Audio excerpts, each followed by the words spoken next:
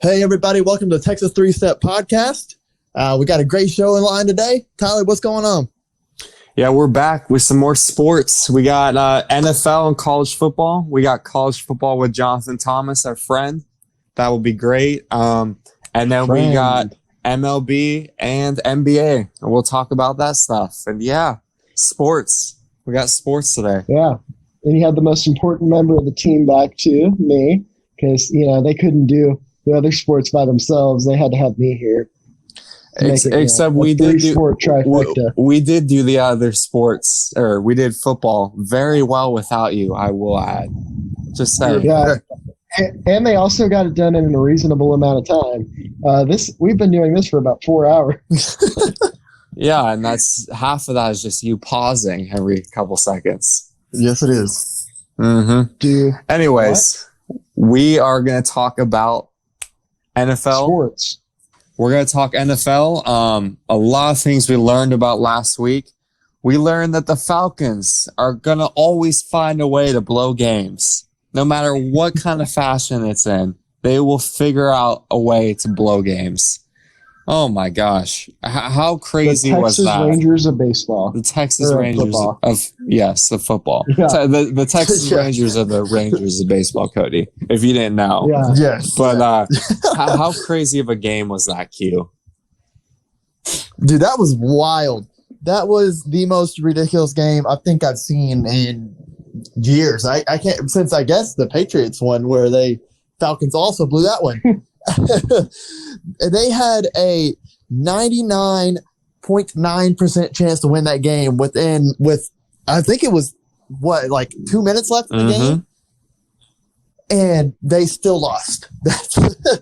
That's how ridiculous it is. I mean, it's just, that is insane. There was in the history of the NFL, when teams are up 39 points, or when they score 39 points and have 0 turnovers, they are 440-0 until that game.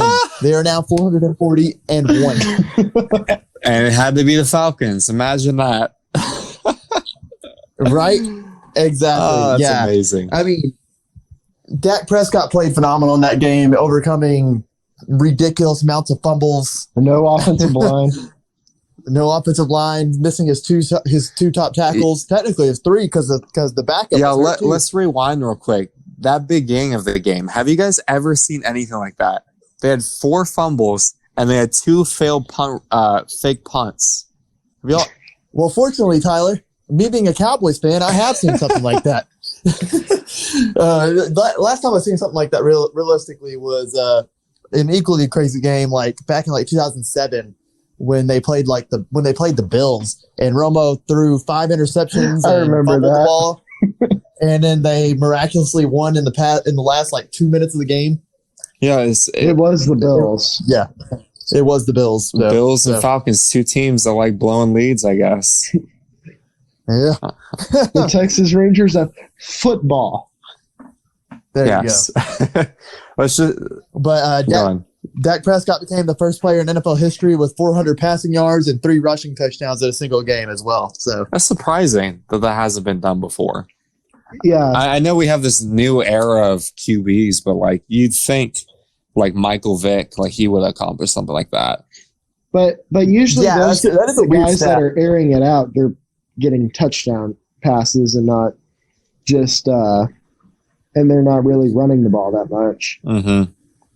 Dak. Yeah, that's a weird thing with Dak, because he's not going to get a ton of passing touchdowns because anytime they get in the red zone, they're handing the ball off to Zeke. Yeah. Or he's running it in himself. And so apparently what it's going to look like, which good idea to use him as a runner. You got a big mobile guy, you might as well do it. Jason Garrett never did it, so it's looking like they're actually going to utilize that weapon. I like it. It's smart. I don't know what to take the Cowboys for, honestly. That was the sloppiest game I've ever seen, but I guess you can say they're resilient. I guess you could say that.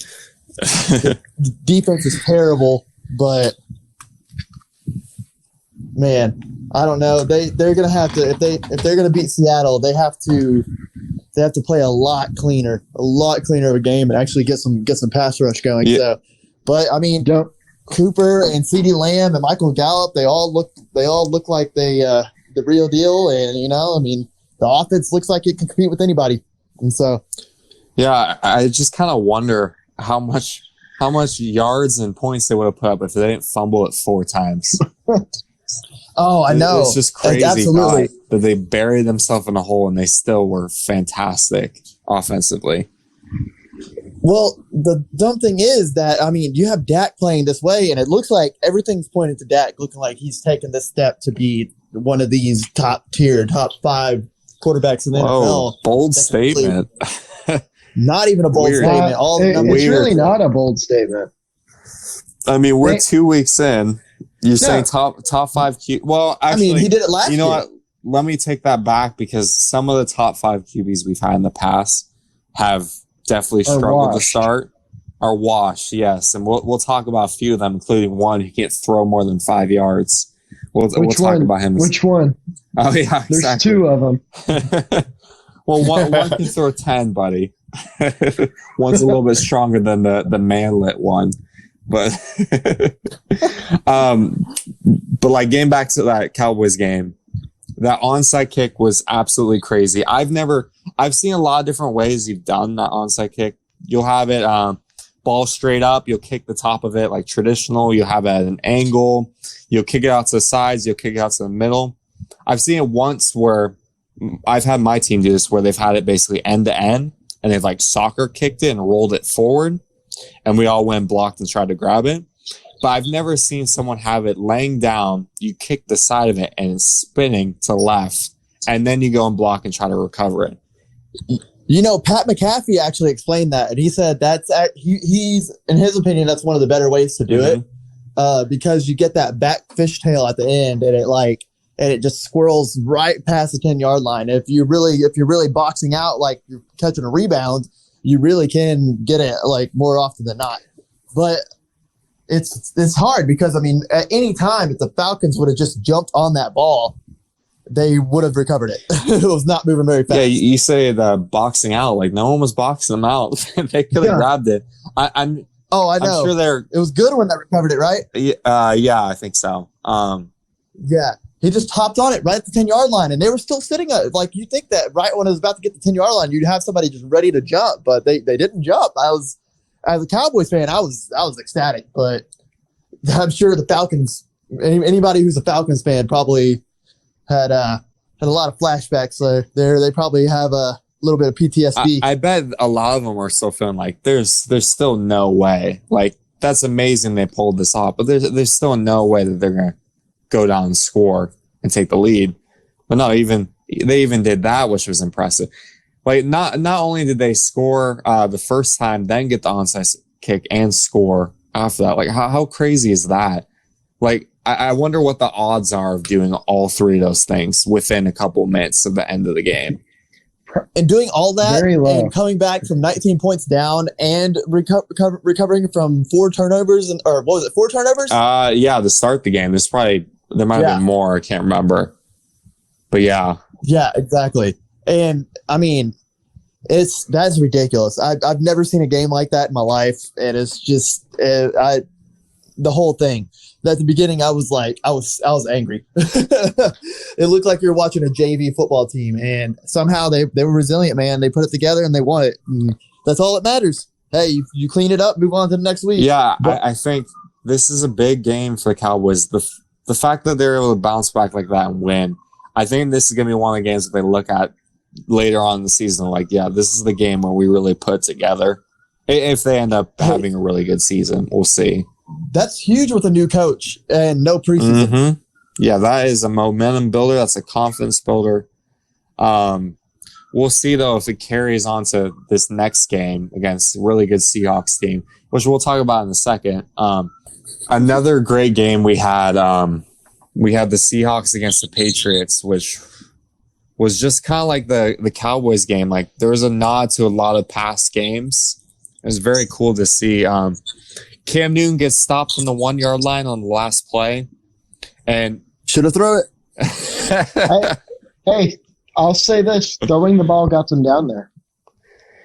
That's true, but they probably saw the past game they had in the Super Bowl where they're like, no, we're going to learn from what the Seahawks did, and we're not going to throw the ball in the one.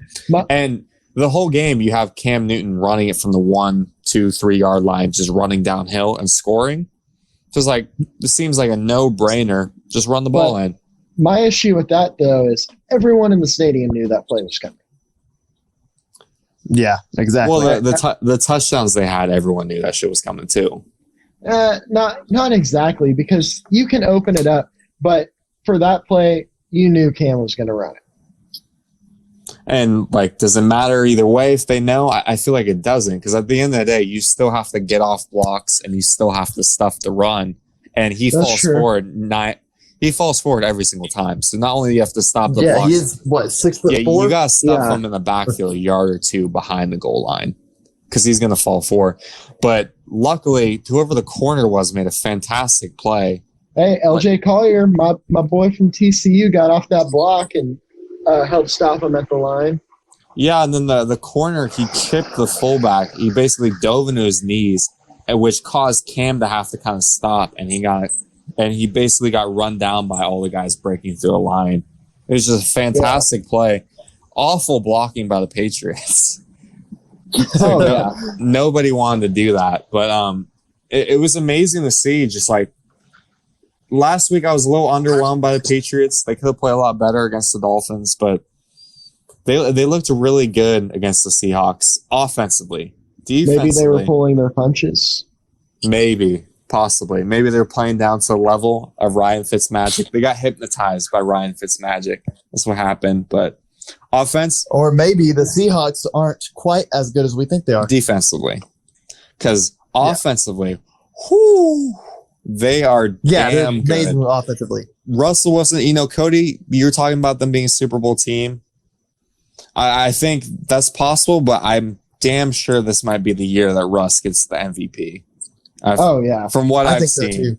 He was my pick. Oh my gosh. Some of the throws he was throwing were amazing. Dude, the one he had with a running back, the deep ball to what's his name? Metcalf. Big boy.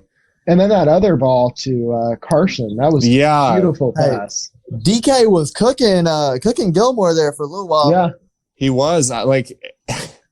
It's tough. It doesn't matter how good of a corner you are when you go against someone that physical at the end of the day, and then you have Russ dropping it perfectly every time.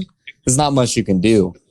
Like Gilmore was in the right spot every single time, but the ball was just better. The problem with the Seahawks, is I don't trust their defense. I mean, they have already allowed a league high 47 plays of 10 plus yards. Sheesh. I'm surprised. I know the Falcons are up there. Oh, yeah, the Falcons are up there, too. They have to be after that game. Yeah, and I wouldn't say the DBs aren't great for the Seahawks, but I think the problem is they're not getting a pass rush. That's what I noticed throughout the game. Cam had a lot of time. Looked like the Cowboys defense. Yeah, exactly. They were only getting pass rush whenever they'd send Jamal Adams or Bobby Wagner. Jamal Adams looked really good, and Bobby Wagner was solid as always, but Jamal Adams is fitting in well for them. It's just the other guys. The other guys are not stepping up for them. Yeah. I still think way too much for Adams, though. Oh, yeah. Absolutely. But losing Jadeveon Clowney, it's actually showing that it's hurting them a little. Mm-hmm. Damn right. Even though he didn't have much production, or his stats weren't very productive, you can tell he's missed. Yeah, at the end of the day, though, like, stats are not always the full picture. Just having Jadeveon Clowney out there, that takes some of the attention towards him, and it frees up things for the other guys. Exactly, just like DeMarcus Lawrence with the Cowboys. Exactly. And then next thing you know, in a game like this, Cam has, let's say he has 4 seconds to throw the ball. All of a sudden, it's like 3.8, 3.7. That makes a huge difference. It really does. Mm-hmm.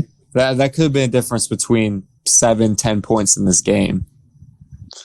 But Cam had really all day to just throw the ball, and he was just dotting up the field. Julian Edelman is like 55 years old, but he is still making plays out there. He had like 180 yards. He had a crazy game, and some moron in my fantasy league dropped him last week, so I picked him up. I picked him up earlier today. Yeah, this is probably smart because it looked like Cam's just gonna keep going. Good job. N'Keal Harry is getting a lot better. but there's still a huge gap between Julian Edelman and whoever the number 2 receiver is. He was So- a first round pick, right? Yeah, Yes, he was. Yeah, that was a late That was first rounder, but he was a first round I pick. think that was a waste of a first rounder. I don't think so. You saw a little bit in the Seahawks game. He's going up there and catching these balls in traffic. He has potential. He's not quite there yet. I think over the next couple of years, he will really develop into a solid player. I don't think he's a first round pick, though. Yeah, I think he's shown that. that's what I mean. That was probably not the best pick they Yeah. could have made. They've made a lot of weird first round picks the last few years. Sonny Michel was a first rounder too, right? Yeah, Sony Michel, I wouldn't say he's a first round pick, but he's been very productive for them. He wasn't a first round. I thought he was their first rounder the year before N'Keal Harry. Let me see. I don't. I don't remember. Let me see. We're looking it up. Patriots were playing without Yeah. James White for this game. 31st overall, Sonny Michel. 31st. Oh, yeah, that's right. I was thinking he's the early second.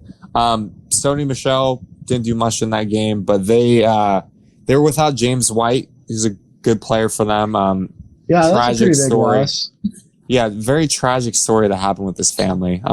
Obviously, our thoughts and prayers are out with his family, but Yeah, that's it's really tough to play against the Seahawks like that when something like that happens to your teammate during this time period where everything's freaking crazy. I'm sure that had an effect on the team too. Probably oh yeah, the because running back group too. you have a game plan with him in it on offense, and that changes everything up.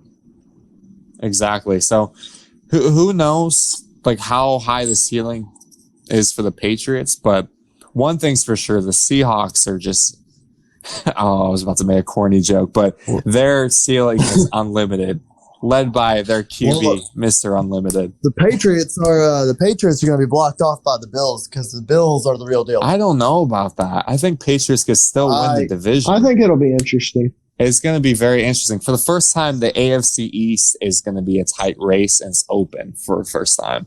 Well, for two teams, it's open. The other two, they're going to be battling. Well, for yes. top five pick. The Jets are absolute Josh Allen is garbage. looking like Well, Yeah, Sam Darnold's their quarterback. I remember when Sam Darnold got all hyped up, Frank. Did you see that pass he made? No, No. Oh my God! I'll have to show you later. He made one of the best passes I think I've ever seen in my life. The problem. Granted, he was already down 30 you, points. you The- mean the he, problem he is got that Sam- lucky? The problem isn't Sam Darnold. The problem is Adam Gase. Oh, There's a yes. lot of insiders have been saying this. Sam Darnold's a solid QB, but Adam Gase is an awful coach. Yeah, And Adam they've Gase. used other examples, but he coached I think Ryan Tannehill, and Ryan Tannehill was awful, and then Uh-huh. Adam Gase was gone, and then next year Ryan Tannehill was good. But Ryan Tannehill was Mhm. also went to Tennessee. Yeah, that probably made a From difference, but Miami I to think from Tennessee. what we've Right. seen, the QBs that Adam Gase has had, And Le'Veon they've Bell. never been good. And Le'Veon Bell's out right now too. No, what I'm saying is Le'Veon Bell was horrible last year. Yeah, Oh, I yeah. mean, he wasn't good when he was playing for them. Yeah, That was a waste of money for the Yeah. Jets. I mean, there's just bad. There's bad from top to bottom, and it's kind of like a predicament. Like QBs just come into the early Houston Texans or any QB that played for the freaking Browns. I mean, you come into a bad situation, it's hard to overcome. It doesn't matter how good you are. yeah. I think the That's- kid has yeah, talent. that's He has really, really good arm strength, but I mean, once you look at it from a whole, he's not going to be able to overcome a lot of this stuff. But Yeah. And Yeah. they weren't able to overcome the 49ers. The 49ers had a awful day. Oh my gosh. oh my God, yes, they Let's run through these injuries real quick, but I think they would have taken that L over.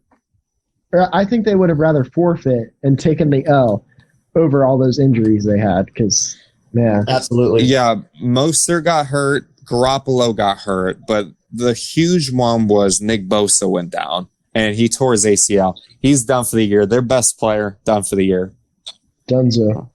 Um, And it's a long list more. We'll get to it. yeah, Yeah. Mostert, he has sprained MCL, so that's going to bother him for a little bit. He'll probably be week to week. And then Garoppolo, hold on one second. Where did they go? Hurry up.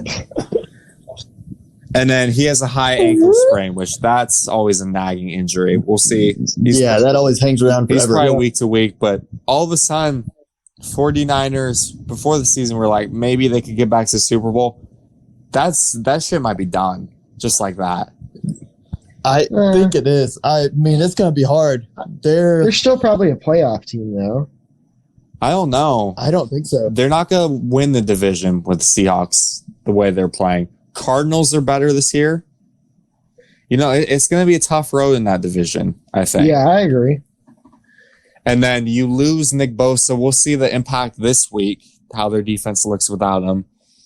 And then Garoppolo and Mostert being hurt throughout the year. Is that going to be just kind of nagging injury throughout the year to the point where it's like it's costing them wins? We'll see. Yeah.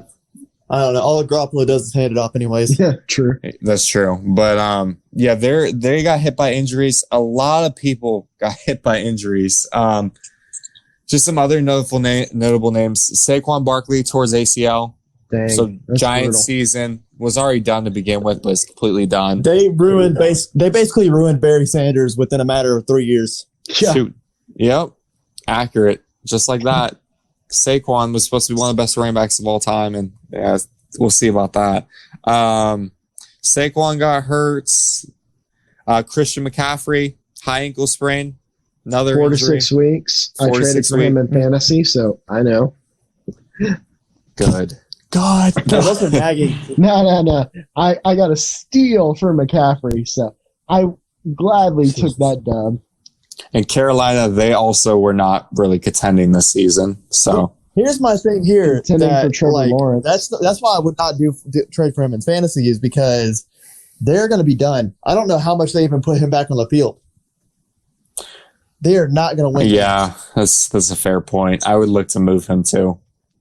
I can trade him away when he gets closer to coming back because he'll have a lot of value when he's close to returning. Obviously, that'd be a very smart decision. Drew Lock sprained AC joint, so shoulder joint. He's getting replaced by Blake Bortles for the time being. Bortles! The legend is back. And Denver season is done. So 3 teams, their seasons are done, just like that. 2 weeks. Trevor, all battling for Trevor Lawrence and what's the Ohio State quarterback's name? And add more injury to injury. Cortland Sutton tore his ACL for the Denver Broncos. So, bam, they're done. RIP. That was their best receiver, too. Yep, best receiver done. Jerry Have fun. Jeudy time. Jerry Jeudy, he's going to have to do everything for them. Blake Bortles is going to throw every pass to him. And Just like he did opposing with defense. just like he did with Allen Robinson. There was more injuries than that, too, though. Yeah, Devontae Adams, hamstring injury. Taven He Young, knee injury. There's a lot more guys. Devontae Adams should be back. He said he wanted to go back in the game. So Tyrod Taylor, chest injury. Really a very DeMarcus Lawrence hurt his knee. Yes. They don't know how bad, really. I mean, it looks like it was just a minor injury, but who knows how that's going to affect him. It's all over. It was bloody Sunday, man. Yeah. I think one of the worst days I've ever seen with injuries. And it's what we talked about, I think, first episode with MLB. This quick start for all these teams, it's causing a lot of injuries across all these sports. And it's kind of goes back to what we were questioning. Is like, is it because they don't have all these extra games before, all these different training camp stuff, all these different training sessions and lifting, all this stuff before? Does that really actually make a huge difference? Is that why all these injuries are happening? it's weird it took until week 2 for it to happen. Yeah, that is very strange. I just think it's a flukish thing, man. Like it's just one of these random wild times where it's like, man, all this happened in one day. I don't know if you can call it flukish because I'm literally looking at a thing that has 21 injuries of like star players. I think there's something definitely going on, I think, connected to this pandemic. Guys are just not as healthy as they are supposed to be. And they're going down for some bad injuries that aren't supposed to happen. Okay, but think of it like this. Week 1, there really weren't any injuries, maybe just like 1 or 2, like big ones. And week 1 usually has a lot of big injuries. Like there's usually probably 5 to 10 big injuries. So What if week 1 was a fluke? It's okay, possible, right? That's a good. Yeah. yeah, week 1 could be a fluke, and then week 2 just take its place. So Yeah, that could be the case. Who knows? I'll tell you the team that's not tanking for Trevor. Well, I'll tell you who's not going to let that What a happen. segue. What were we is, talking about, Trevor? Gardner Minshew. I'm sorry, you said Trevor earlier. Gardner Minshew. I had to touch on him real quick. That mustache is not going to let it happen. He has been playing lights out for the first 2 weeks. I just wanted to mention it real fast Mm-hmm. before I lost the opportunity to do so. Yeah, he's this week he was 30 for 45, 339 yards, 3 touchdowns. They lost the Titans,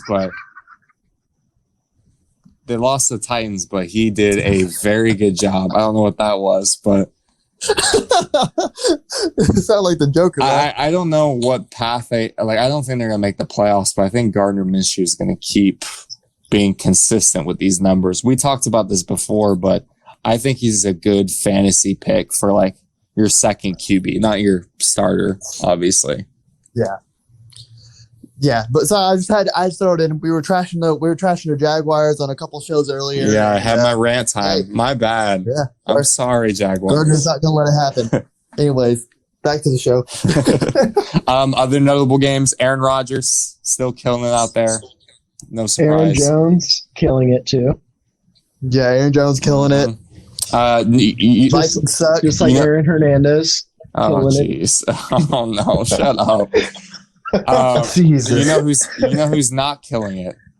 The Texans. Saints. Also Aaron Hernandez. Shut up. Texans got beat by the Ravens. They could possibly go 0-3 to start. Not good. They got a tough schedule. Chiefs eked out very surprising win against the Chargers. Justin Herbert Yeah. might be ready to go. Hey, We'll see. No, they said that Tyrod Taylor, it's still his job when he comes back. I don't know why, but I mean, Tyrod Taylor's still a solid QB. I think they're probably just trying to protect Justin until he's completely ready. yeah, there's no point in throwing them into the fire when in a pointless season. Yeah, exactly. true. because they're not going anywhere. Yep. That's true. Very true. How about the Saints and Raiders though? Oh, Dang. great game. Yeah. Drew can't throw it 5 yards. I love all the memes I was seeing. The ones, especially the ones using Captain America, old Captain America. That was great. Having Alvin Kamara in fantasy is looking like it's going to be great. Yeah, it's like what did he say? He said I saw one where it was like, "Will you throw it more than 5 yards?" No, I don't think I will. Exactly. But what Cody was saying, Alvin Kamara is going to be a good choice Great. because He's great in checkdowns fantasy. all day. Heck yeah. Checkdowns over and over. Especially in PPR. Oh True. my gosh. He's going to be the new Christian McCaffrey in PPR. Absolutely. Mhm. Absolutely. What is going on though for the Raiders to be this good? Did anyone expect this besides Luck. John Gruden? Luck. Luck? Yeah, I don't know, man. I'm still not buying on them yet. We're gonna have to see this week. I mean, they play the Patriots this week. It should be more. I don't know. They already beat the Saints, so I don't know. I really Yeah, don't. and they won by There's- 10 against the Saints. Not I something you don't expected. buy Derek Carr. For the life of me, I cannot buy Derek Carr. So that's my issue. You can't buy that. He's throwing 74% right now.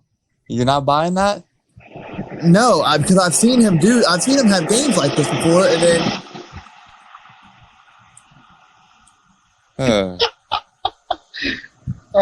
Stupid ass fire truck.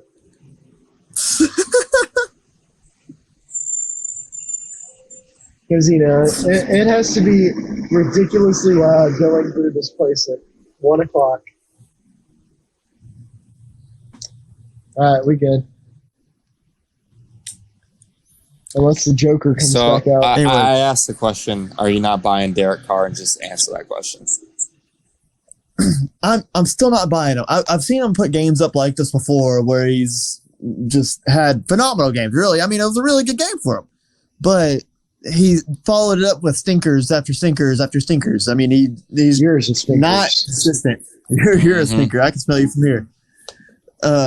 But no, I just don't buy it. I don't buy it until I see it again because he hasn't been that guy in 4 years. You know who I think Derek Carr's, he's not going to be a great QB. I never think that's going to happen. I think he's going to be much improved this year. You know who I'm not buying though? Henry Ruggs III. He's done absolutely nothing for them. Well, he did in week 1. He has 2 receptions for 11 yards. That's it. In my opinion, I think he's the next John Ross. Oh, I absolutely. think so. 100%. I think that he's absolutely nothing. I don't know if he's going to be quite as non-productive as him, but I think that's who he is. Yeah, and I think it's because of the scenario he's in. Yeah, exactly. Because John Ross is put on a horrible team that wound up starting to rebuild when he got there and never really got a chance, and then he kept getting hurt. And I think Ruggs is going to have the same problem with injuries.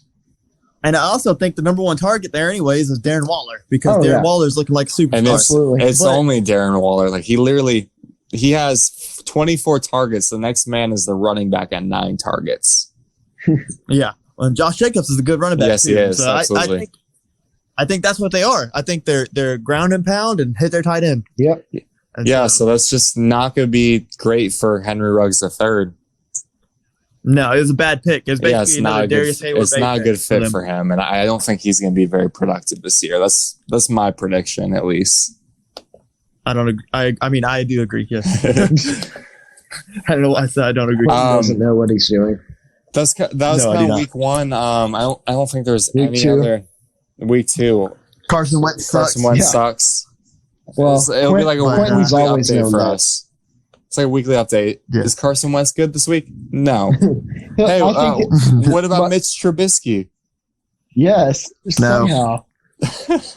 Is he back? No, he's not back. He's arrived. He's arrived. Okay, so he's starting to be decent. Would you say good, Cody? Can I hear that out of your mouth? He still threw 2 picks. Come on. I know. I'm just trying to goat Cody at this point. Let me pull up his stats, and I will give you an answer. While he's pulling that up, other scores: Rams. No, he's okay. 190 yards, 2 touchdowns, 2 picks, 4 sacks, 78 quarterback rating, and Allen Robinson is my guy on fantasy, and he only gave him 33 yards receiving. He's okay.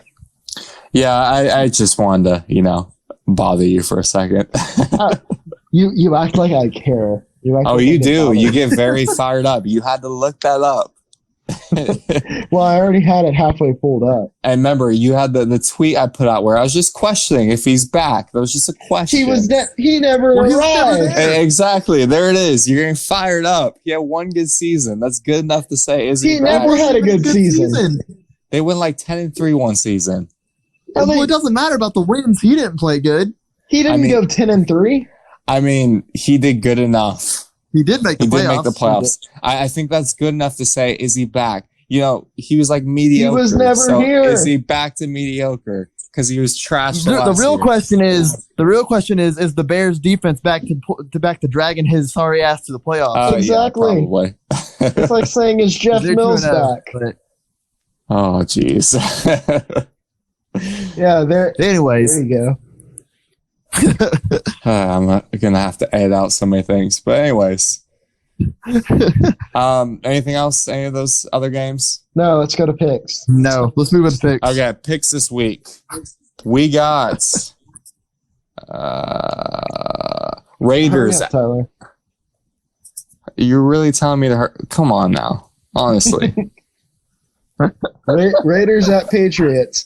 Over under is 47.5. Patriots are 6.5 point favorites. Who you got, Quinn?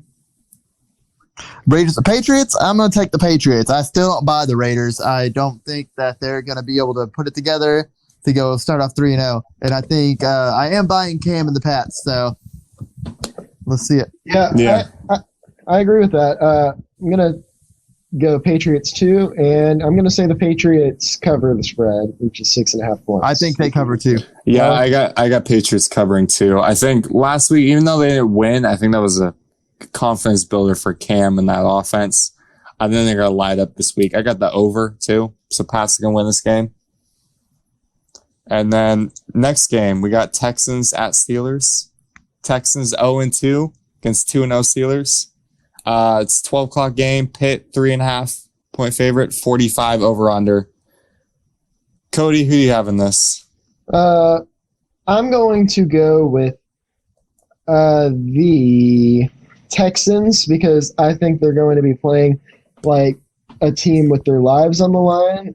0-2 right now, and honestly, the Steelers haven't really played any great teams. They beat the Giants 26-16, and then they beat the Broncos, I think. Yeah, 26-21.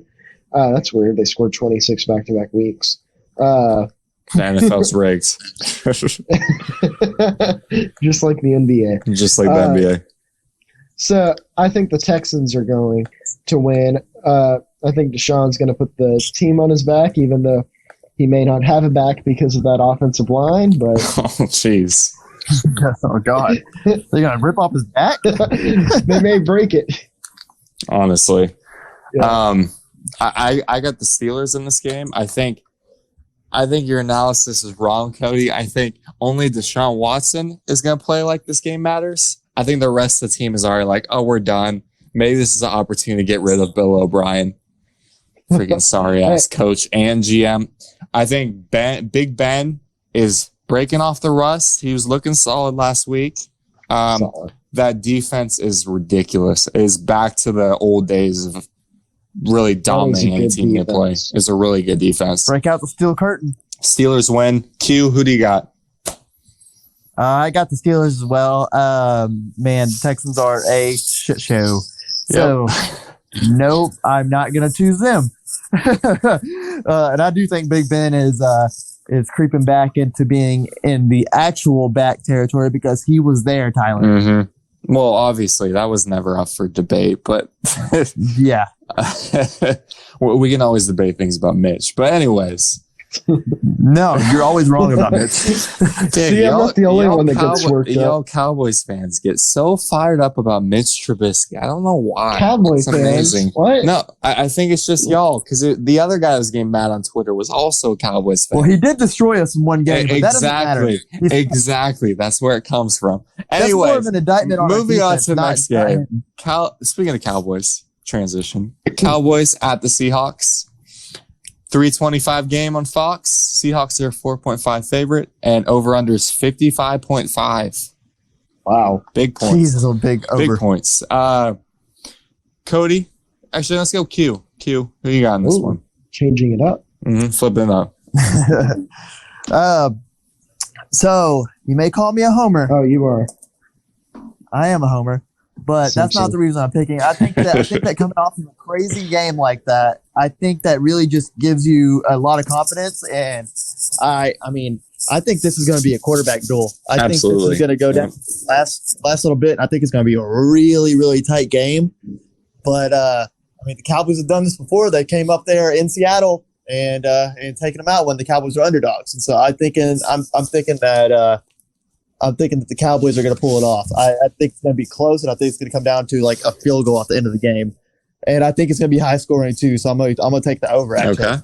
Cody? All right.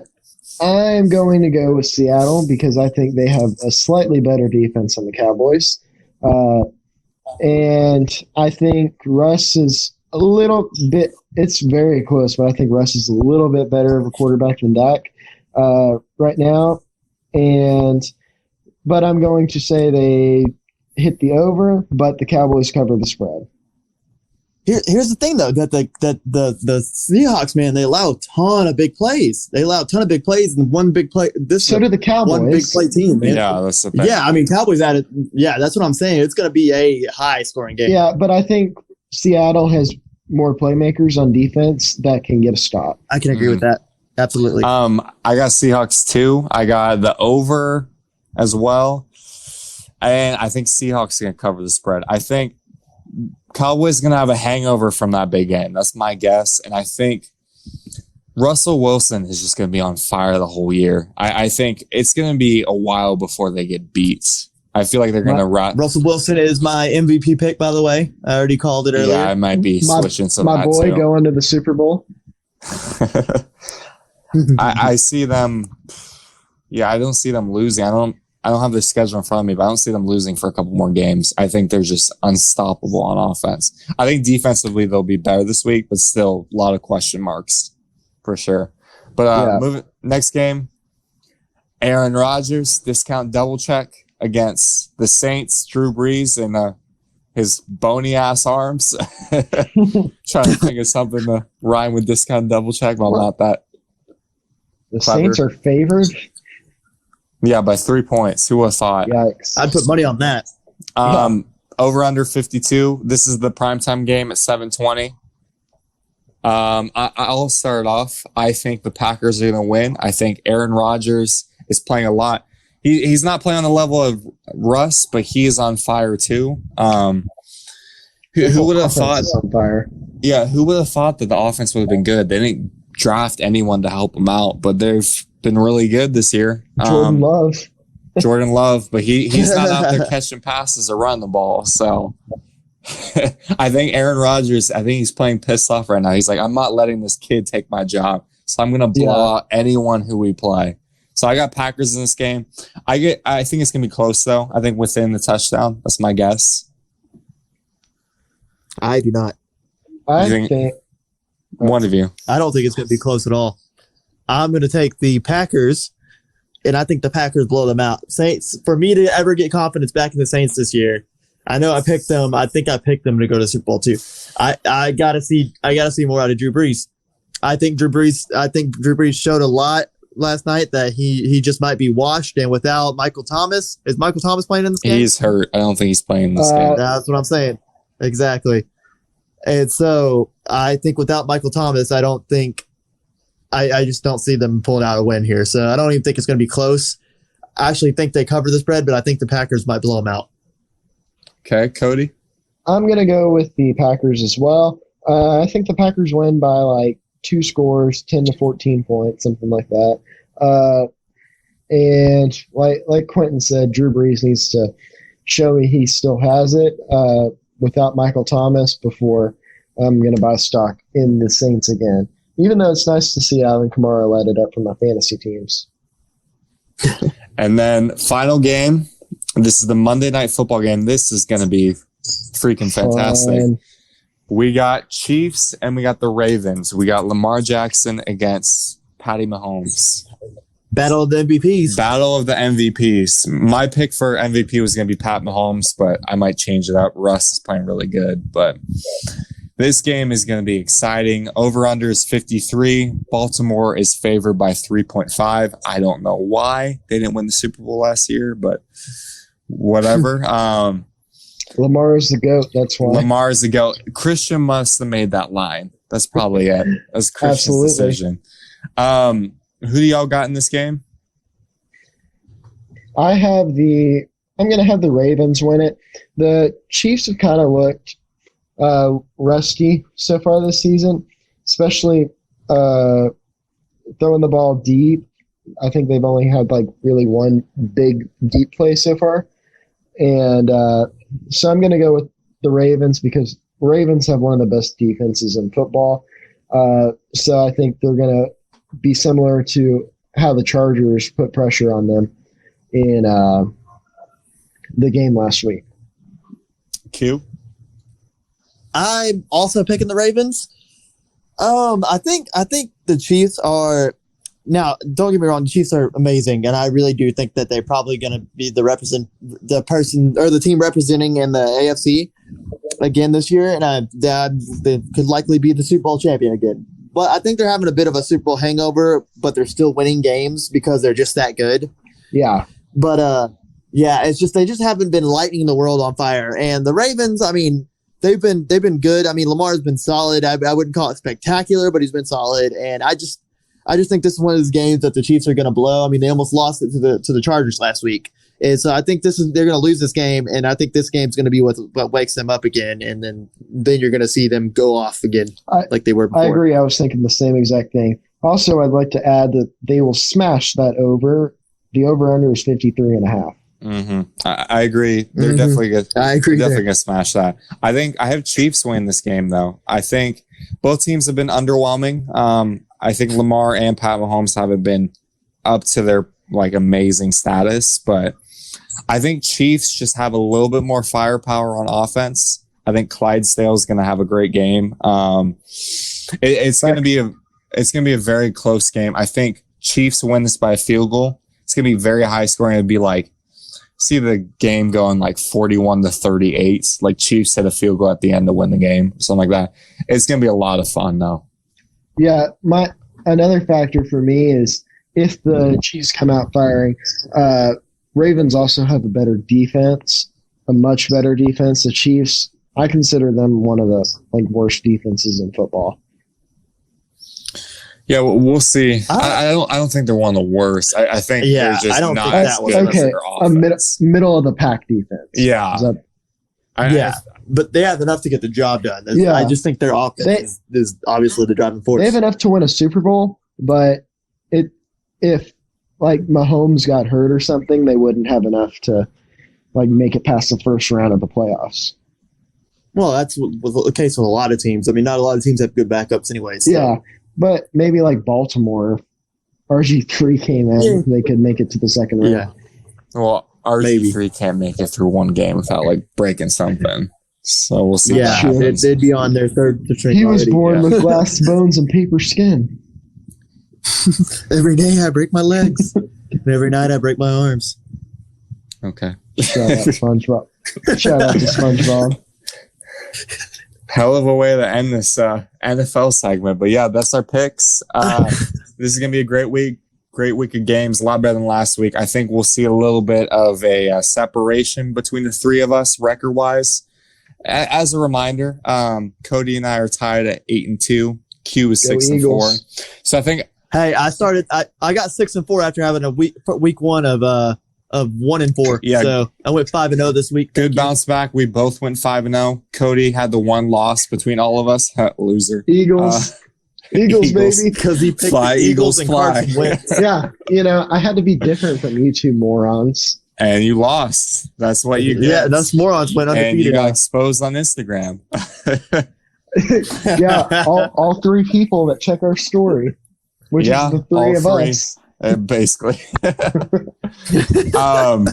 But yeah, we'll see a separation this week. I think Cody and I will rise even more from Q, and then I will separate from Cody, rise to the top, and I'll just never lose Just the like rest of the way. college football. Just like college. Well, I'm coming back in college football this week. You're still gonna lose. We'll see. We'll see. You're gonna be spending that what? No, Q. Wheel of The way punishment. it's looking, you might slide in college football and have to do WAP twice. Oh my gosh, that'd be so Well, if funny. it is, Maybe you'll I'm have not to get gonna matching do a walk tattoos. Like one, you'll have it'll be like Practical Jokers. You'll have Jaden Smith on one side, and then you'll have Will Smith on Good the other. God! If one of them is Jaden Smith and I have to get Jaden Smith on my damn leg, And then Hey, you'll have Will and Jada on the other one. You'll have the little round table talk. Hey, You'll, nah, you'll if have we- a bunch if of we do family that- problems. If we do that, it's got to be temporary. Obviously. Yeah, no, we're getting real tattoos. no. No.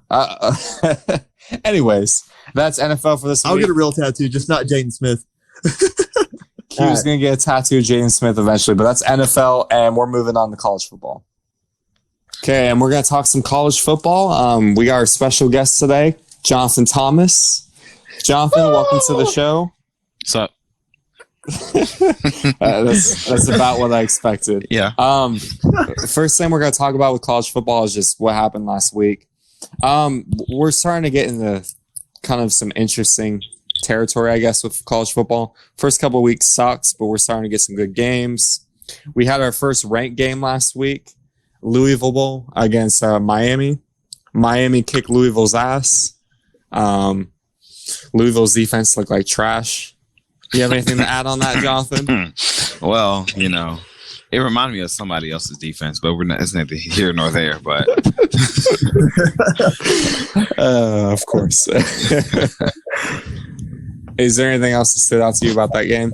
I thought Miami definitely. I thought Miami can. I didn't pick Miami last week because I didn't think they were. How can I say? I didn't think they were good enough before. Like they never won the big game before, and I didn't believe they could do it now. But it was definitely surprising that they actually like went in there and handled business. Derek King is like legit. He's legit. Yeah, he really is legit. His first game, I was a little underwhelmed. And you and I were kind of talking about this, but I felt like Louisville had the better first game coming out. Yeah. And little did I know their defense is absolute trash. So it didn't matter how good their offense is. Yeah. Their QB, though, I thought was impressive. Who's it? Louisville's quarterback? Yeah, Louisville. Yeah. Okay. Yeah, he was sharp. Obviously, Derek King was sharp. I feel like those guys will definitely lead their team to some wins this season that probably they don't deserve, especially with Louisville's garbage defense. Golly, kids, calm down. So, sorry, am I offending people in Louisville? Are zero fans of Louisville? Well, we have a Tyler shit ton knows of a thing fans or in two Louisville. about garbage defense. Yeah, it's from experience. Same joke. Same. Well, I mean, yeah, I do recognize it pretty well. I mean, it's stupid. It takes a garbage defensive person to know one. Oh, jeez. Ouch. Moving on to another kind of garbage performance. I thought Oklahoma State looked terrible. What'd y'all think? Where Tulsa's defense looked really good. Oh, yeah. For that. How about that? Yeah. Yeah. I mean, could be a little bit of both. Oklahoma State, they did lose their starting QB, but their backup was not impressive at all. And their offensive line was just getting destroyed the whole game. Okay, if the Packers It's okay. lost Aaron Rodgers, what would happen? Say that again? If the Packers lost Aaron Rodgers, what would happen to that team? Well, we're not talking about the Packers. We're talking about the freaking Oklahoma State, But who you're acting like you underachieves expect. every year.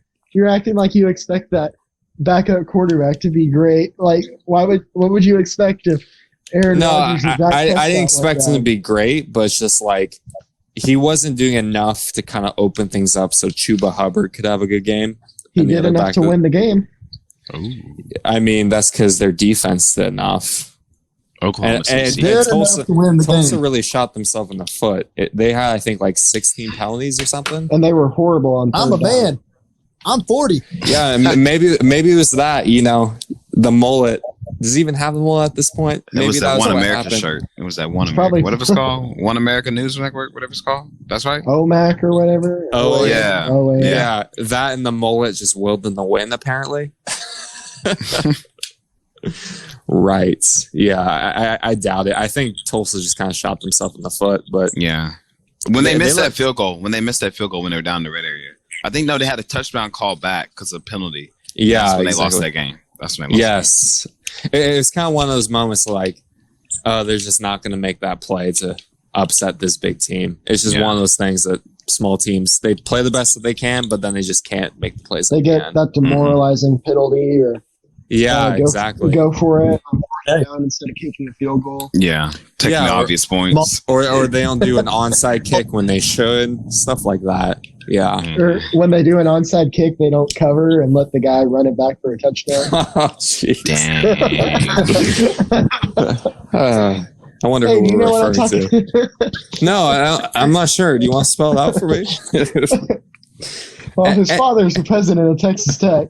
Oh, jeez. Jesus Christ. And, wow, we're probably gonna be making enemies already. Moving I don't. on. I will gladly make an enemy out of that. Oh, I bet you will. Okay. Moving on, Marshall looks solid against Appalachian State. Yeah. Yeah. Yeah, Oh, yeah. Yeah.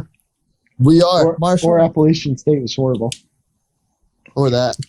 Yeah. I mean, could that's be the that. third coach. That's the third coach in 3 years, isn't it? Yeah, I think it is. Yeah, I think you're right about that. Their coaches just keep upgrading too. Like they keep leaving. So Well, Yeah. that's true.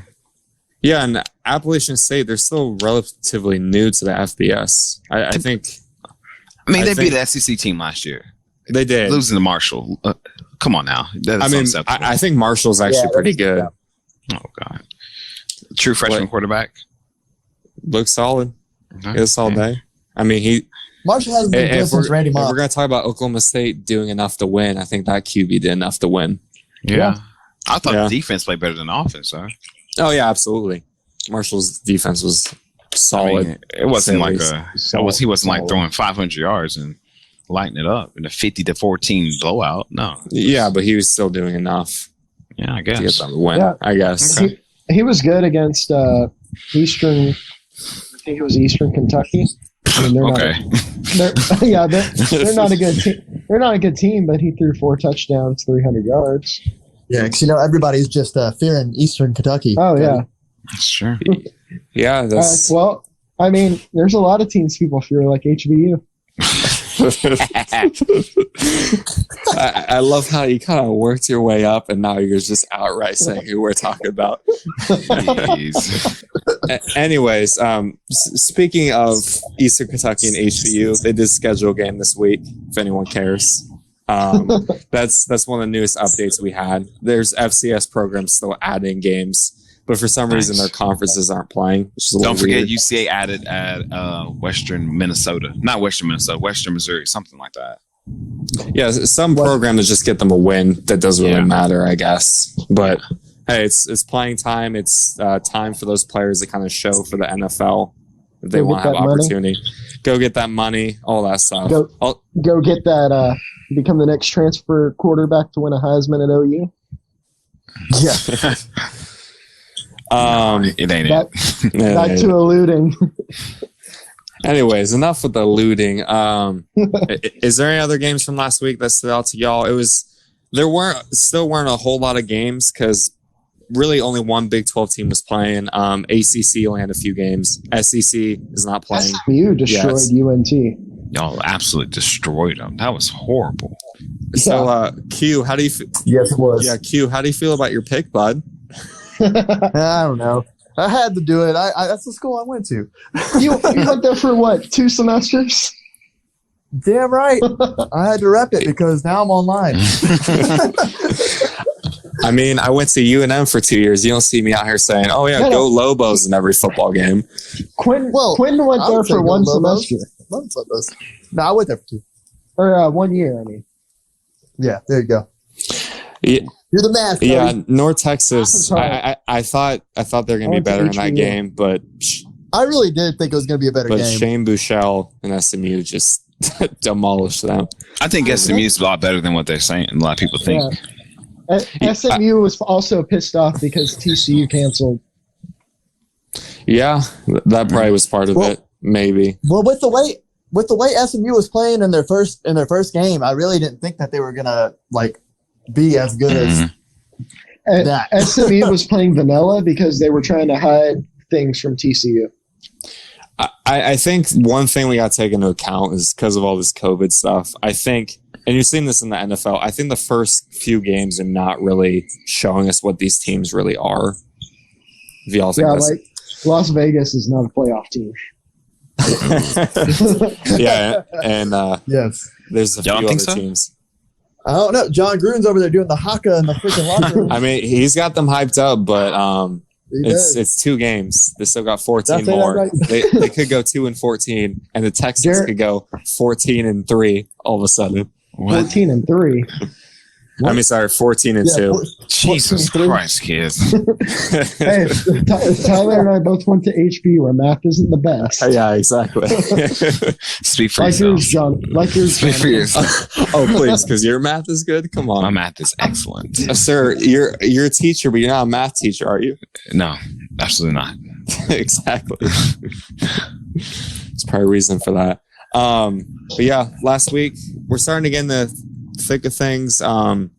Last week was better than the week before. I think this week is going to be really good because we finally got the SEC playing, Absolutely. and that's kind of why we brought on Jonathan. Jonathan Jonathan is sounded kind of so our happy. expert on the SEC. He's a Thank big you. he's a big Bama fan, so he's a Bama No, he- winner. I thought you were an Auburn fan. Oh, F you, Cody. War Eagle. I could have sworn Edgar showed me a picture of you saying War Eagle on Facebook. No, nobody. Let's do a doppelganger or something. I don't know. Well, it'd be better than him being an A&M fan. That's all. That's true. Absolutely. That's true. Absolutely. But Jonathan, let's talk a little bit about the SEC. Let's see. Let's start this week with just a few of the games they're playing. Mhm. Let's see which one I can pull. So Florida, Ole Miss right off the bat. I think Florida's coming in as the number 5 seed ranking right now. And do you think that's kind of warranted? Do you think Florida is that legit? Are we going to see that on Saturday against Ole Miss? I think Florida is the best team at the East. They got a great O-line. The only thing that concerns me about Florida is their defensive line and their running game. If they can get that solved, I think their defense is going to be freaking good as hell. I think they're going to be the second best defense, maybe the third best defense in the SEC next year. They're going to have the behind best. Alabama, and who's the second team? No, I think Georgia has the best defense. Georgia, then Alabama. Alabama, I'm waiting to see for them to prove it to me. Last year, they were just garbage. I mean, that was horrible watching Alabama's defense. That was like eye bleeding, scraping, like chalkboard scraping. It was horrible. I mean, that was the worst defense I've ever seen Alabama play under Nick Saban. That was just horrible. So I don't know yet. But one thing I'm going to say, Georgia's the best defense, hands down. Second best defense, I'd say either, golly, I hate to say this, but Auburn always has a good defense ever since Kevin Steele got there.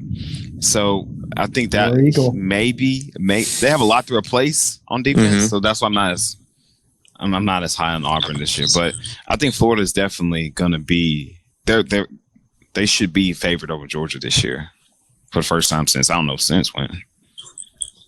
Yeah, it's been a while. Georgia's kind of had that East dominate, haven't they? Yeah, since Kirby got there. Yeah, since Kirby got there. I feel like if my memory is right, I feel like people were shitting on Kirby when he was coming in. Were they not? I feel like people did not think Kirby would be the guy that would turn this program around. Oh yeah, I thought everybody. Well, at least I guess the hardcore SEC people knew. Kirby was like a freaking great recruiter. I mean, he could recruit. I don't know. Can sell Christ to the freaking slot machine. I don't know. I mean, what? I mean, yeah, that sucker can recruit, man. I don't think I've heard that one Yeah, before. I don't think I've heard that phrase before. Oh yeah, I mean that sucker. He's a dog. I mean, I really thought that Alabama success was kind of on Kirby Smart because he was our lead recruiter. And when he went to Georgia, we thought we definitely took some hits, but still Alabama. But he's definitely got them playing to the kind of elite status. I mean, they're good, but they haven't hit that great stage yet. I mean, they got to the national championship and lost, but they still haven't hit that. They haven't gotten. They lose games they're not supposed to lose. Why did you lose to South Carolina last year? That's unacceptable. Oh, that was awful. And then got blasted by LSU in the championship. I mean, that's their own fault. Sounds like Texas A&M losing games. Yeah. They're not supposed to. They lose games because they know they're supposed to lose those games. They're horrible. Well, yeah, of course. Trash. But getting back to They got Georgia, talent, but what is kind of holding them back besides not like having those games where they just kind of lose the shitty teams? Their offense, you think? Yeah, they got a new offensive coordinator this year. Todd Monken came in, and they're supposed to be installing the air raid. So I think they're trying to see. They saw what LSU did. They saw what Alabama did. They went to a more open, not ground and pound like they always had at Georgia. Jay Fromm was garbage to me. He's all hype. I thought he was all hype. I did not see him perform. He only got hype because of the freshman season he had against Oklahoma and against what was the other team? Auburn in the championship game. After that, he shot the bed. I mean, I guess first half against Alabama national championship, dude was lightening up. After that, what game has he won? Like what meaningful game has he won? I mean, last year against Auburn, I guess. But when he put up the worst combine. Yeah, I mean, he was not good. It was horrible. Hey, he ran off Justin Fields. That was the worst mistake. That was the worst mistake Kirby Smart could have made. I mean, to me, if Justin Fields starts against Alabama, or he has been starting throughout the season in order to lead to the championship, I mean, Georgia could have beaten Alabama that year. Jay Fromm was the one who shot the bed. I mean, he's always been the one to shit the bed. But I think this year, I don't think Georgia's offense is going to be that good because, okay, what the hell happened to Jamie Newman? All of a sudden, he's coming in saying that he's going to be the transfer quarterback, and all of a sudden, he's out. He's opting out. And then apparently, JT Daniels from USC, he hasn't been cleared yet. So they're going to a third string quarterback and it's supposed to be contending for the SEC in a 10-game SEC season. Yeah, no. There's no room for that. Georgia's in trouble. So you think Georgia, they're 4th seed right now? You think Florida's better than Georgia? And do you think Georgia's not a top 10 team? Or do you think defensively they're still in the defense? top 10? Their defense is, that's legit defense. Their defense is amazing. But to say that I don't think they're better than Florida. Florida has more certainties than Georgia has. The only thing certain Georgia has is their defense. I mean, if they want to continue to play 7-3 cloud of dust football, hey, that's them. But they're not going to win. They're not going to win a 10-game SEC season like that. What happened to the GOAT Felipe Franks? Oh, he's at Arkansas now. What? Yeah, he transferred to Arkansas. Oh, jeez. Now the GOAT's never going to win anything. Yeah, Arkansas. I think Arkansas they're better than what they had with Chad Morris. Sorry, behind. I mean, my God, that's the worst. That's the worst coach in SEC history. I mean, that was the absolute worst coach you can ever get. Yeah. Yeah, I can't deny that, honestly. I was trying to think of another one. Didn't he win 7 games at SMU once? I guess. I don't know. I guess. Let's guess what, buddy? SMU's not in the SEC. That's for a reason. Yeah. Hey, but he won an award for almost beating TCU. That's freaking hilarious. But getting back to the SEC East, is there like a dark horse team you see? It seems like it's going to be between Florida or Georgia, but is there a team that could kind of shake things up in that division? Oh, yeah, most definitely. I think your mind's going to be blown when I say this, but Kentucky. Really? Kentucky is legit. Dude, I'm telling you, Kentucky has, if you want to look at roster, Kentucky has one of the best built rosters in the country. They are just they're a good football team. I think everything last year, of course, they lost. They had 3 quarterbacks in the span of 3 weeks. They lost Terry Wilson in the first week. They lost, who was the next one? I think it was Sawyer Smith, I think. In the Florida game, he got lost for the season. They had to put Lynn Bowden in there as quarterback, and he still lit it up. I mean, he had like 300 yards rushing every other game. I mean, it was freaking good. And now they replace him. I think they have a healthy Terry Wilson. I haven't heard anything about Joey Gatewood. Joey Gatewood was supposed to be Auburn's Cam Newton. He transferred because Bo Nix won. So he transferred to Kentucky. I'm just saying, Kentucky could be there's something that you need to watch out for. Besides that, I would say Tennessee. But Tennessee's kind of proven they can hang in with Georgia, with Alabama, not yet with Florida. They haven't shown that yet, but I think Tennessee, they have the roster and the recruiting, but a sleeper team is definitely Kentucky. So yeah. Go ahead.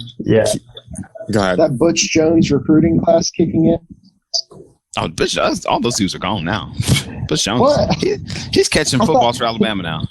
I thought he had, I thought this would be like his senior class in now. Well, yeah, I think juniors and seniors maybe. When did he get fired? Like 2016, 2017? 2017, I think. Oh, yeah. Trey Smith still is there. Yeah. That's his senior. Well, yeah, that's it, though. That's it. So really, the East is a race between Florida and Georgia, and then keep an eye on Kentucky and possibly Tennessee. Let's move over to the West. The West has been dominated by Alabama for a long time, except for last year because of LSU. Mm-hmm. First, let's start with the jokes. Texas A&M and Arkansas. Texas A&M's ranked very highly. Do you think they're what everyone thinks they might be? Do you think Honestly, the hype is real? Before Corona, I thought A&M was going to be undefeated until they faced Alabama in their former schedule. The former schedule, they had a cakewalk into Alabama. They had Alabama, LSU in the last 2 weeks. It would have been a cake. They played Vanderbilt and they played some other crap school. I think South Carolina on the other side. And I was okay, that's South Carolina is their rivalry. Yeah, I don't know why, but because they're dodging another rivalry. Exactly. Yeah, for Kenny Hill, the rivalry for Kenny Hill to look good against. Yeah. I mean, I thought A&M definitely. They had the. I guess they were like they had the pieces finally to say, okay, they could make a 10-0 start, make a case for the SEC championship. They have to go to Alabama, and they have to go to LSU comes to them. But still, I thought they would have it. But now, I think they have so many opt-outs. I think they're starting receivers. They're down to freshmen and juniors. I mean, only people they got is Wademeyer. I think that's the only target Kellen Mond has that's reliable. A&M is going to be I think A&M. I had A&M, not going to lie, as a second team in the SEC. I don't think they're even close to that anymore. You hate to see Their it. schedule's brutal. Oh, too. yeah. Horrible. Horrible. I mean, they opened up with Vanderbilt, but hey, that's might as well play HBU. Shit. And HBU would say, "Hey, we want it. Give us money." like John Ralphio's sister, money, please. Oh God. But that division, it's kind of interesting. Not only is Texas A&M depleted from opt-outs, it looks like LSU is completely depleted from last year's team. Absolutely. It is amazing how much they lost. I think I saw something that was like they lost, I want to say like 19 of the 22 starters or some shit like that. They lost 93% of the production from last year on offense. Oh my gosh. 93%. Did y'all hear about LSU's new tight end though? Eric Gilbert. I don't know. He's like the highest rated 24/7. Yeah, he's supposed to be. Apparently, the linebackers on LSU's call him the greatest tight end ever in college football history. Yeah, and they went up against Thaddeus Moss last year. He was pretty good. Yeah, He wasn't great, but I mean, he was a good tight he was end. reliable. Yeah, he was reliable. Yeah. But I gotta see this. I just gotta see. Yeah, I'm kind of excited to see him. Yeah, if your comparison is Thad Moss to I know. the greatest tight end in college football history, I would have to be hesitant on that. Sorry, words. Words are hard. Oh, They are. trust me, I know. Yeah, we know. Oh God. You more than everybody. So yeah, LSU. There's gonna be a lot of question marks. We'll see if the Gumbo Man himself can somehow cause a miracle to happen and keep that team Go Tigers. keep that team in the top 25. I don't. Yeah.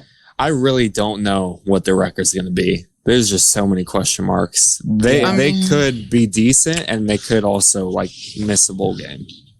No, I think they're going to make a bowl game. The SEC is not that daunting now. Calm down. I mean, it is, but they still have enough talent to win some ball games. They got enough. They're running. I think they're going to run the ball a lot more this year. Well, I mean, they still have some threats on offense. I just got to see it put it together. But they're running backs. Man, they're mean and running back. But we got to see. I don't know. I'm just having more questions about LSU. They have the talent. They have more talent, I think, than what anybody besides Alabama in the West. So it's something that you got to watch at least. They have an absolutely brutal schedule, and starting in October, they play at Florida, at Auburn, and then they play LSU. What? LSU plays LSU in a scrimmage? What is that? I mean, sorry, they play Alabama. My bad. Yeah, there you go. Sorry, I Yeah, was talk about COVID season. brain a little foggy. Hey, did y'all see Coach O run around oily and shirtless? Oh, jeez. Are we really talking about that? Quentin would be the No, one to talk about it. Hell yeah, he looked like a damn Cheeto running around like Donald Trump. Like a burnt Cheeto. Dude Y'all was like remember back in brown like orange. 20? Y'all remember back in like 2017 when LSU lost to Troy and everyone wanted him to get fired? Oh yeah, that was just golden. That was golden. Yeah. It's ironic now that those people that wanted him fired are now like his biggest fans. Oh yeah, you already know. You already know. Yeah. Do you think they're gonna turn on him quickly this year if they have like a 7-win season? No, he's No. slow. I mean, He's good for a 7 while. wins out of a 10-game SEC season, that's freaking Yeah. success to me. I mean, my prediction, I don't think SEC team, no champion of the SEC will have, I think they're going to have at least 2 losses. Really? At least, I think. I don't see a team going undefeated through the 10-game SEC season. Just the way the schedule's made. I don't see it. That's surprising. Yeah. Hey, if Coach O loses his job though, he can go back to working on the shrimp boat. Shrimp boats. I said, I'll put down my shovel and I will work. I feel like he does that in the off season. He probably does that for like the workout or something. Just works for Bubba Gump Shrimp Company. He's probably just like Forrest. He's probably just thinking about football while he's just shoveling shrimp. You know, that's how he gets his good ideas. Every shovel of shrimp he gets, he's like, "Go Tigers, go Tigers, go Tigers." Let's talk about the Alabama schools. Let's start with your team, Alabama. How do you think they're looking this year? Pissed off. Pissed off and want rightly revenge. so. Yeah. I mean, if you got to say 11-2 is a bad year, you see how high the standards are at Alabama. But yeah, I think Alabama. Matt Jones won the job. I think that's a good choice. Maybe get the freshman maybe towards the end of the season, maybe if Mac Jones is struggling, but I don't think he is. I think that boy is ready to freaking go to work. Matt Jones. But I got questions about the defense still. We're going to be young in the secondary. And you already know how the SEC is now, fun and gun all these days. So, I mean, offensively, I ain't got no problems with the offense. Offense is going to light it up. They just got to get the balls in the right hands. But defensively, Dylan Moses comes back. I'm happy about that. I'm really happy that he chose to come back. But yeah, I think Alabama is going to be, like I said, 2 losses. Alabama has to play Georgia. I think Alabama plays Georgia 3rd game of the season, I believe. If they get past that, I still don't see. I mean, they gotta go to LSU. That's the only game I think after that will concern Alabama. I mean, they got the luck of the draw. I mean, they got they got a good schedule. They're home against Texas A&M. They're home against Georgia. They're at Tennessee. Potentially a trap game, maybe. No. Alabama. You look at the past couple games. Alabama went to Tennessee. It has not been close. I mean, Alabama only close games they've had against Tennessee when they're at home. I don't see how, but Alabama's always been a really good road team. They've always been a really good road team. Besides going to freaking Auburn, but shit. Yeah, and they're home this season against Auburn. Exactly. They're home against Kentucky. The only ranked teams they're at is Tennessee and LSU. And that's motivation enough right there. That's gonna be pissed off to play football. They're gonna be excited. I'm really excited to see what they're gonna look like. Yeah, I think it's gonna be very interesting to see some of the guys that they replaced last year, like Jerry Jeudy. I want to see who's gonna step up to be their number 1 receiver. That'll be interesting for me. And yeah, I want to see if that defense kind of gets back to what it used to be. Who was Alabama's kick returner last year, Jonathan? Jalen Waddle? Yeah, that's their number 1 receiver, Tyler. That's their number 1 receiver. No, Devontae Smith is the number 1 receiver. What? Waddle isn't? Nah, Waddle's more slot. He's going to be in the slot more this year. Well, he's always been in the slot, but yeah. You don't think he'll lead the team in yards and all that? In all-purpose yards? Hell yeah. But in receiving yards, no, I think Devontae Smith, he could have went to the draft and been first-round pick. I'm surprised he came back. I'm surprised he honestly came back. Dang, 3 first-round picks. Yeah, I'm serious. What's new? Yeah, all receivers. What's new? Right? It's Alabama. Yeah, two Bama receivers play for the Cowboys right now. Yeah. Right? Wait. No, it's just one. It's just one. Just one. CD's from Oklahoma. Yeah. Well, that sounded stupid. Yep. What else is new? Going over to the rival team, War Eagle. How's Auburn looking? Hey, no, those are his favorite teams. There's a picture of him. Let's see. He's a fan of both. Fuck. Yeah. Auburn's gonna win the football game. Oh, shit. PTSD. I got Edgar to confirm that there's a picture of him wearing Auburn stuff saying War Eagle on Facebook. Yeah, I think that's a doppelganger, buddy. Anywho, Auburn. I don't. People are hyping up Auburn. I don't see it. I don't see anything that says Auburn is going to be as good as last year. I mean, they were good. I guess they were good last year.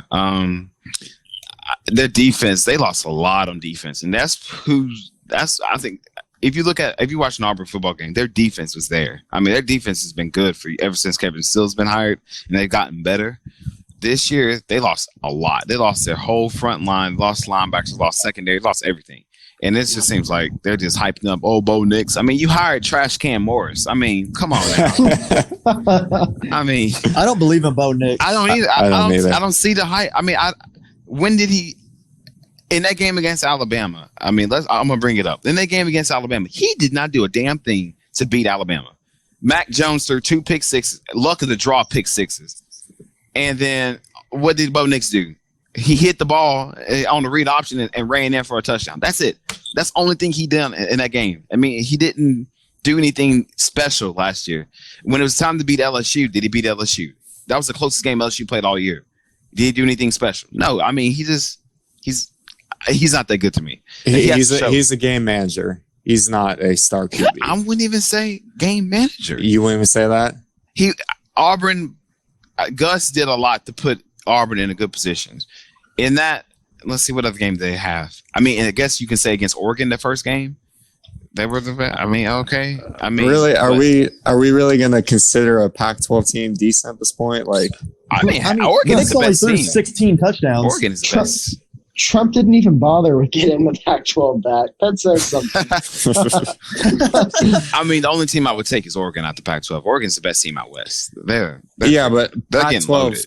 Pac-12 traditionally cannot play with SEC teams. No, It's just okay. They're not built to face these physical teams. They're not. I mean, yeah. I mean, they- Oregon is recruiting. They're recruiting to be more of a physical team, but they're still a couple things away from actually contending. But yeah, that shows a lot about Auburn. I just think. But now there's so many question marks, and it's a shorter season, and then you still got to play Georgia, their traditional rival. I don't know who else they play. I think they go to South Carolina as well. Yeah, so they're at Georgia. They're at South Carolina, at Ole Miss. They're home against LSU. They're home against Tennessee, and then they're at Alabama. Oh, They play sorry. Kentucky And then they're also home against Texas A&M. They start with Kentucky. Yeah, start with Kentucky. Yeah, that first game is going to tell me a lot about Auburn. I mean, Kentucky's going to be ready to go. If Auburn ain't ready to go, they'll lose. I think they might lose to Tennessee too at home. I mean, I just don't see Auburn as Really? I just don't see Auburn as this major team. That's why I don't think they're going to be as highly ranked. But they easily could beat these teams. They can easily beat these teams. I just don't know about them. I got to see them play. Yeah, that first game with Kentucky is going to tell us a lot about both those teams. Yeah. I think it's definitely. I think it's going to be the game of the week. Yeah. Unless you're like a diehard Army fan or something. Oh but God. we're going to learn a lot about college football in that Cool. one game. Yeah. But that transitions us to Pick'ems. That is our first game. Let me pull up hold on one second. Let me pull up all the betting stuff and the time and all that. Hurry up, I Tyler. spent 6 years in the Army. You think I'm not about to pick them? Yes. That would I be a wouldn't- shocker. That'd be like Cody picking against TCU. Or me picking against HBU. Well, Or any of us picking against HBU. true. Well, there's a reason why this game's not up this week. Shout out to them Wow. against Louisiana Tech, though. First Speak game, for yourself.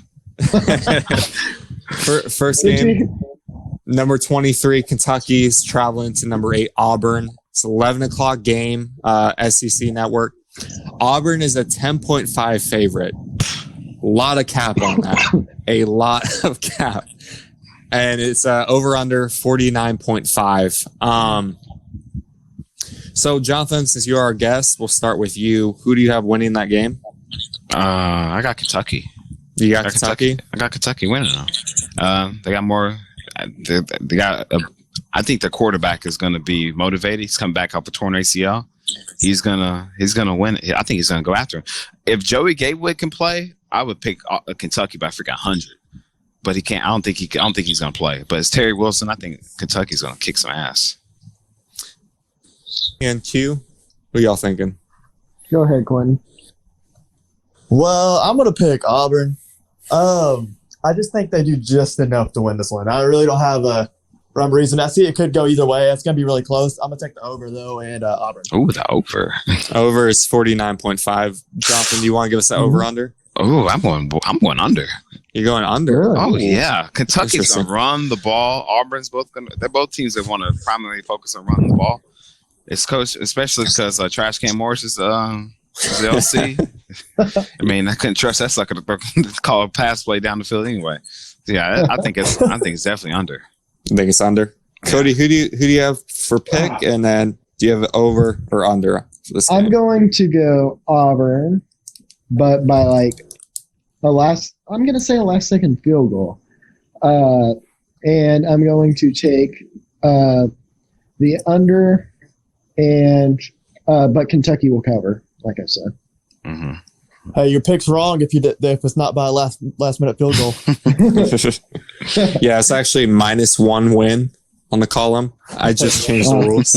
I'm going to pick Kentucky in this game. I think a lot of what Jonathan was saying, Bo Nix is not very good. I totally agree.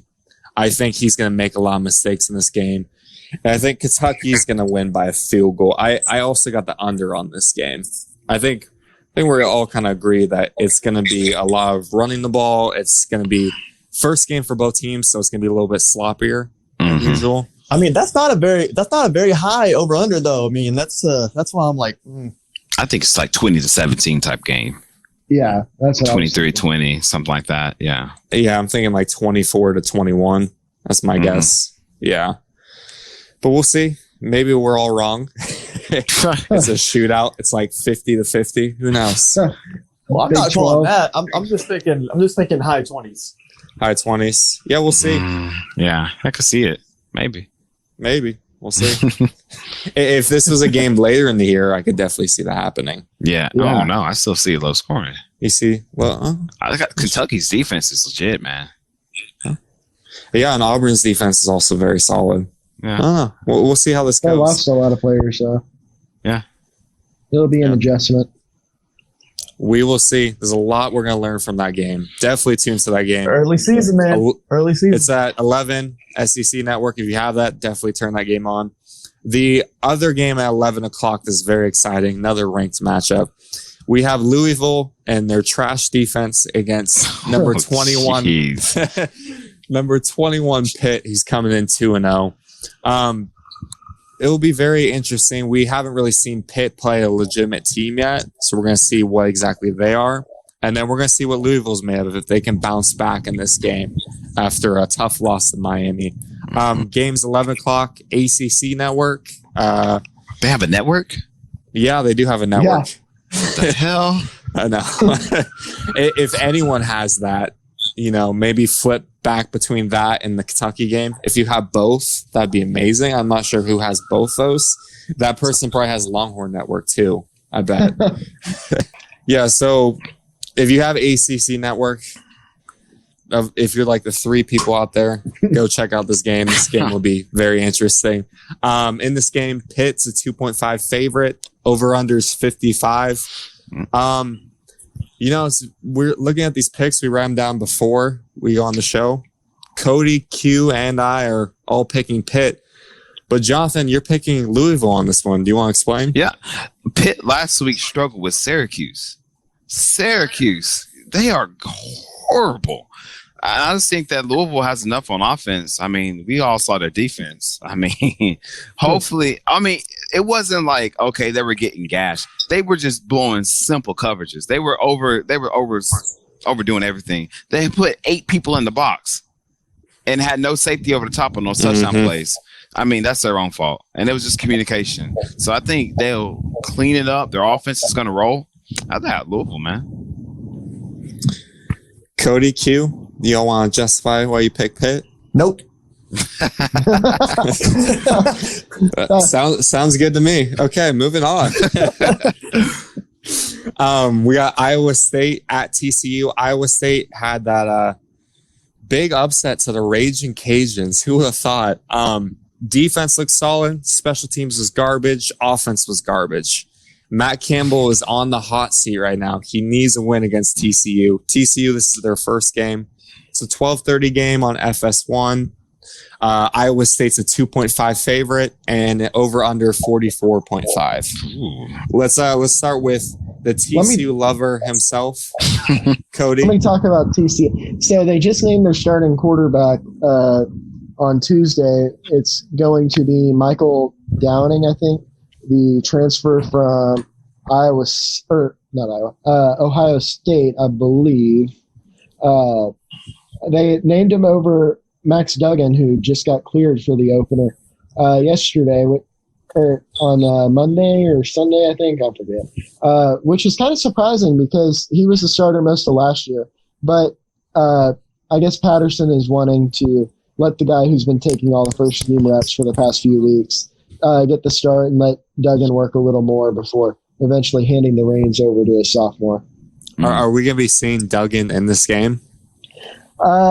Unclear. It'll probably be if something happens to Downing, like if he's playing really bad or something, they'd give Duggan a shot. But more than likely, I think it would be Downing. He may play most of the game. They may have they may give Duggan a drive or two, but I'd assume Downing will take most of the snaps for TCU. But offensively, I think TCU is going to be a pretty good team. They have most of their offensive line back. They lost Jalen Reagor, but I don't consider him a big loss. I don't think he was that great for them. Garbage. Dude, he couldn't catch the ball. He's horrible at catching. He'd give up on routes. I'm not a fan of Jalen Reagor. Wow. How are they looking defensively? Oh, their defense is going to be great. They lost a couple good defensive players, but they still have. I think they have one of the best safety duos in the country, and their rankings from last year agrees with that. There will probably be a little bit of an adjustment period, but Gary Patterson's one of the best defensive head coaches in the country, so his defense should be ready to play. I don't know about his offense. Yeah, it looks like they're kind of similar teams, both very solid defenses. A lot of questions offensively for both. I expect this game to be easily under. Wow. I think Iowa State's going to win this game just because TCU was playing a new quarterback and there's still some questions about the QB play. And also, Matt Campbell has to do better this week or he's really going to be seeing the end of his job soon. So I bet he had these guys fired up and prepared for this week, and they need this win. They really need it. So I got Iowa State.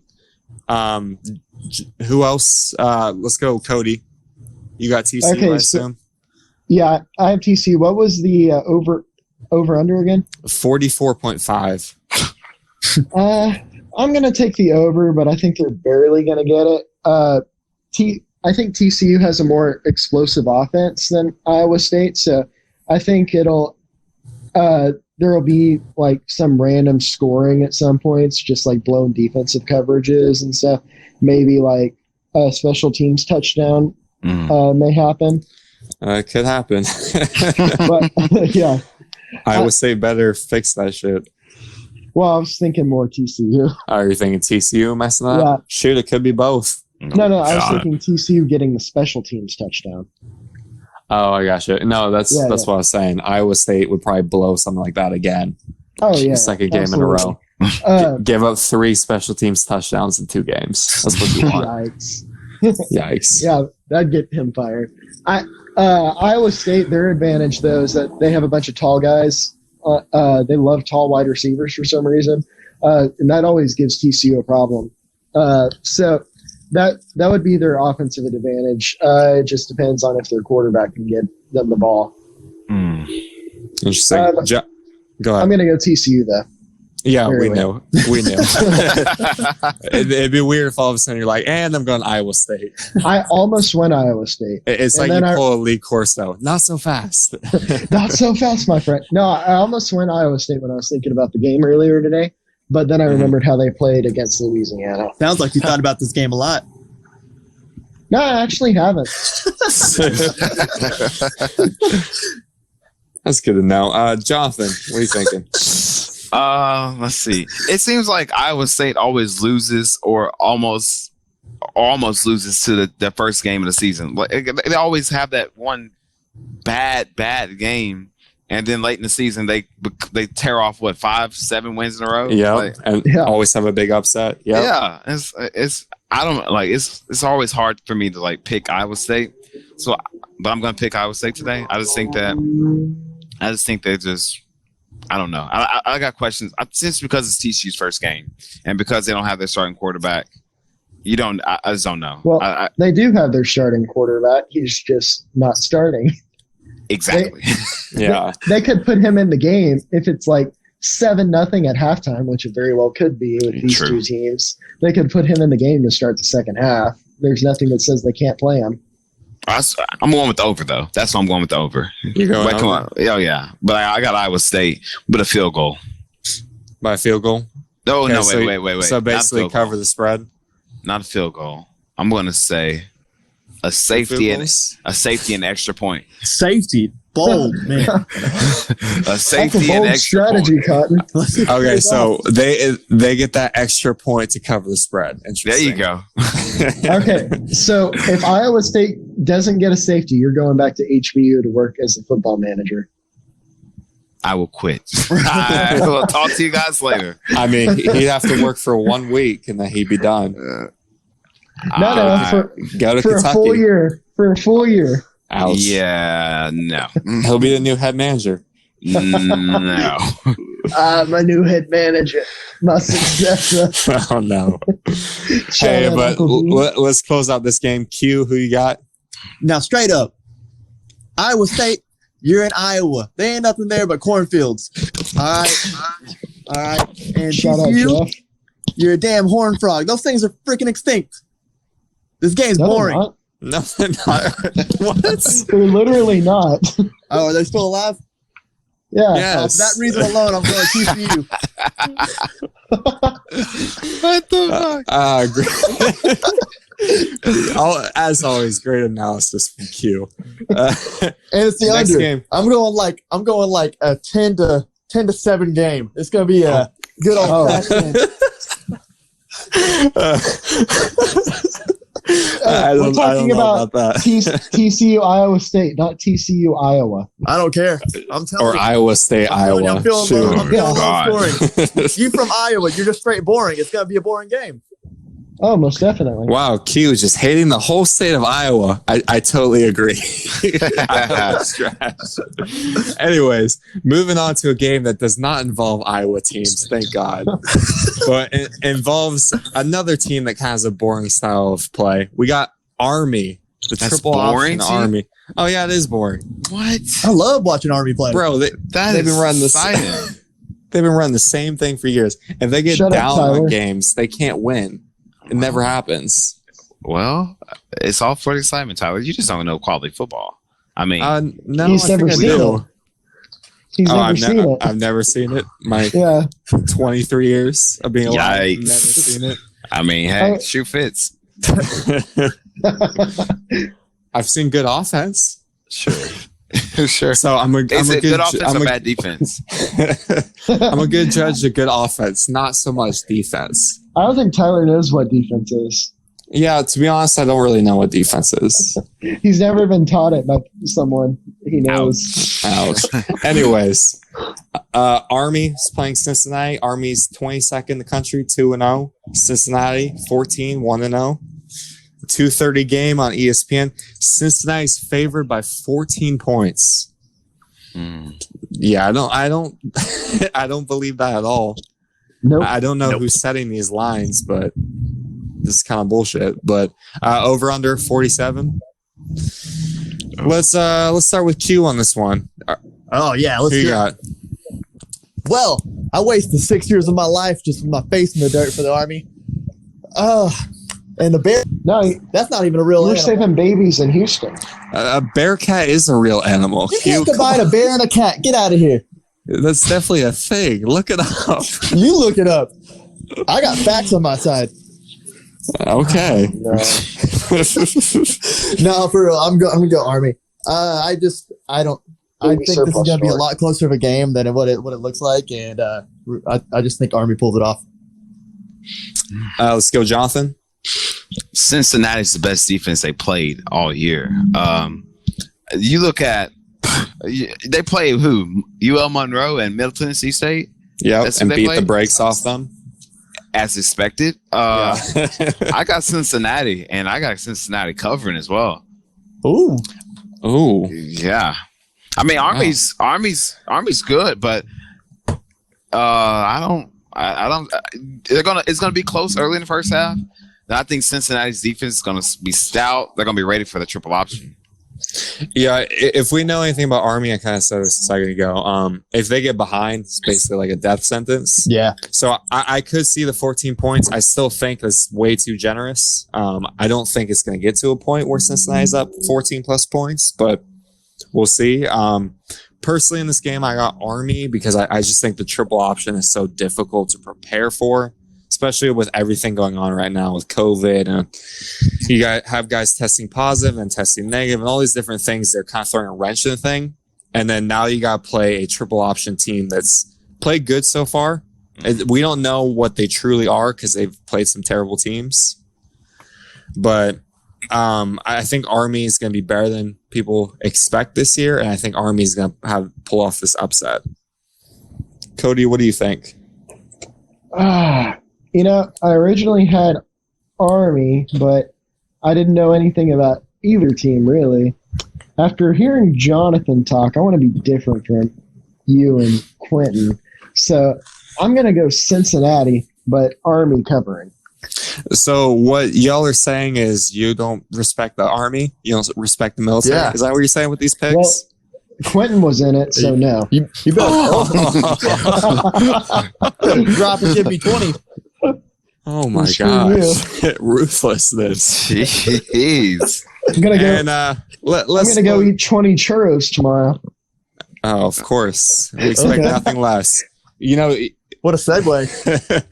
and here's another segue. From churros, we go to more boring football. We have West Virginia and Oklahoma State. Boring. Yeah, I think it's going to be boring. Oklahoma State. Hey, What? no. No? You don't think it's No. going to be boring? West Virginia I scored think like it's gonna be a fun 70 game. in their first game. Against Eastern Kentucky. Exactly. So they still scored 70. So did Marshall. Shoot. And Marshall destroyed. They only App scored State. 56. Get out of here with your 70.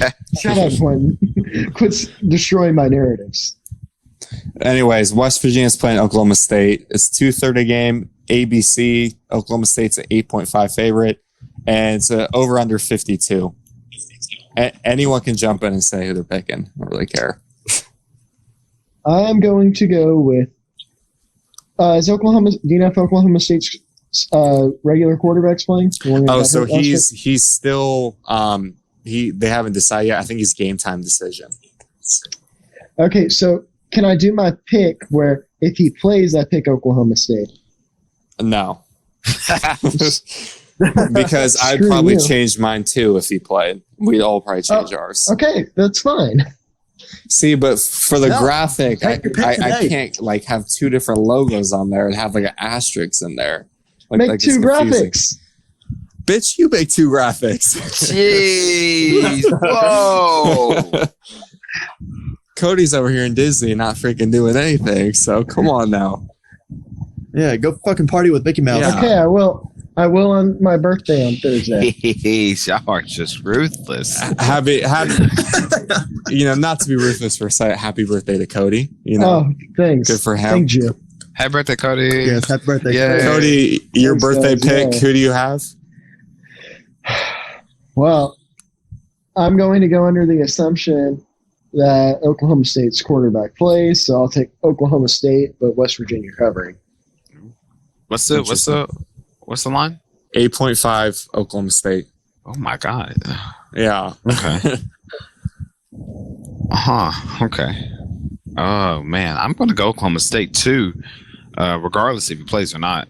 I think their defense looked pretty good in some areas of the game last week, but 8.5. Oh man. Against That's- Western That's a Virginia? tough one, isn't it? Oh my god. I mean, I could see it happening, but I also can't see it happening. Okay, I'm gonna say they cover, but barely. I think they cover, but barely. So like 9 points, Yeah. Yeah. I guess. Yeah. 3 A field goals, touchdown and a or safety. They touchdown, get a safety. late. They get a late safety. They get a late safety at the end of the game. Touchdown and a blocked PAT. Running There back. you go. There you go. Getting creative. Q, who do you have? Well, No, I don't know anything about these two teams. you know. We're well aware you know So- nothing about college football. I know a little bit about college football, but not a lot. But I make my picks based on the logos. All right. So we got a Mountaineer going up against the Cowboy. All right. Both of them are crazy drunk rednecks. Accurate. All right. All right. So I think it's a pretty fair fight. But I'm gonna take the Cowboy because they got more guns. But the Mountaineers they drink a lot of moonshine, so they can take the bullet hole. It's not feel a lot of pain. kind of debate. It's like, do you want a guy with 2 pistols or a guy with like a musket? I'm gonna take the guy with 2 pistols, and I'm gonna take Oklahoma State winning by barely. I don't think it's cover spread. I'm gonna take the guy who's probably out there killing bears, like Leonardo DiCaprio in that one movie. I got West Virginia in this game, but I think that QB is not gonna play for Oklahoma State. That's my guess. I'm going opposite of Cody, and I think that's gonna be a problem for Oklahoma State. So that's why I have West Virginia win the game. Country roads, take me to the next segment. Take me home.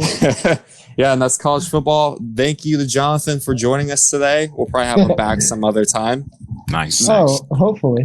if he wants to come back. Yeah. Who knows? Welcome to the Thunderdome. Oh. But yeah, that's college football. We'll move on to the next sport. All right, jumping over to baseball as the season winds down to a close. We're really in that last week stretch right now. What do you got on the dock today, Quentin? Yeah, we're getting down to the last stretch. It's about 7 games left for pretty much every team in baseball. We're gonna go over the playoff picture real quick and go over the draft order. What the draft order is going to look like, with the Rangers having a pretty good chance to have Mainly the Rangers. Yeah, mainly the Rangers draft in draft. And gonna talk how the Astros had such a disappointing season. I mean, they're still likely to end up in that number 2 spot because of the playoff order, but it's just been a huge disappointment after all the allegations. But yeah, let's start off with the playoff order. We right now, if the season ended today, with actually a few teams that have already made the playoffs, already clinched playoff berth. Right now, you would have the Rays playing the Blue Jays, the Twins playing the Yankees, the A's playing the Astros, the White Sox playing the Indians, which is huge for the White Sox. Already clinched is the Rays, the Twins, the A's, and the White Sox on the AL side. Really, there's not much of a race going on the AL side either. It's kind of just those are the teams, honestly, because nobody's really got a chance to even press anybody. Because it looks like the Blue Jays and Indians are running away with those 2 wild card spots right now. I honestly don't think anyone's going to catch them. I don't think there's enough games left for the Mariners or Angels to get up there with them. Yeah, it's it doesn't look like they're gonna, especially the Mariners. It doesn't look like anybody's catching the wild card spots. And with this year being the first 2 teams in each division make the playoffs too, actually the only one left on the AL side that even has a shot is the Mariners, who are playing the Astros tonight, and the Astros are winning that game. So it looks like pretty much one win and it's kind of done for them. And so it looks like the Astros are gonna take it, and looks like the Astros are gonna make the playoffs again, even though it hasn't been a pretty season whatsoever for them. But we'll go over that in a little bit more. Anything can happen in the playoffs. That is true. That is true. But in the National League, things are a little bit more complicated in the National League. Right now it goes in as the Dodgers would be playing the Reds, the Padres would be playing the Marlins, which is Marlins surprise. Somehow.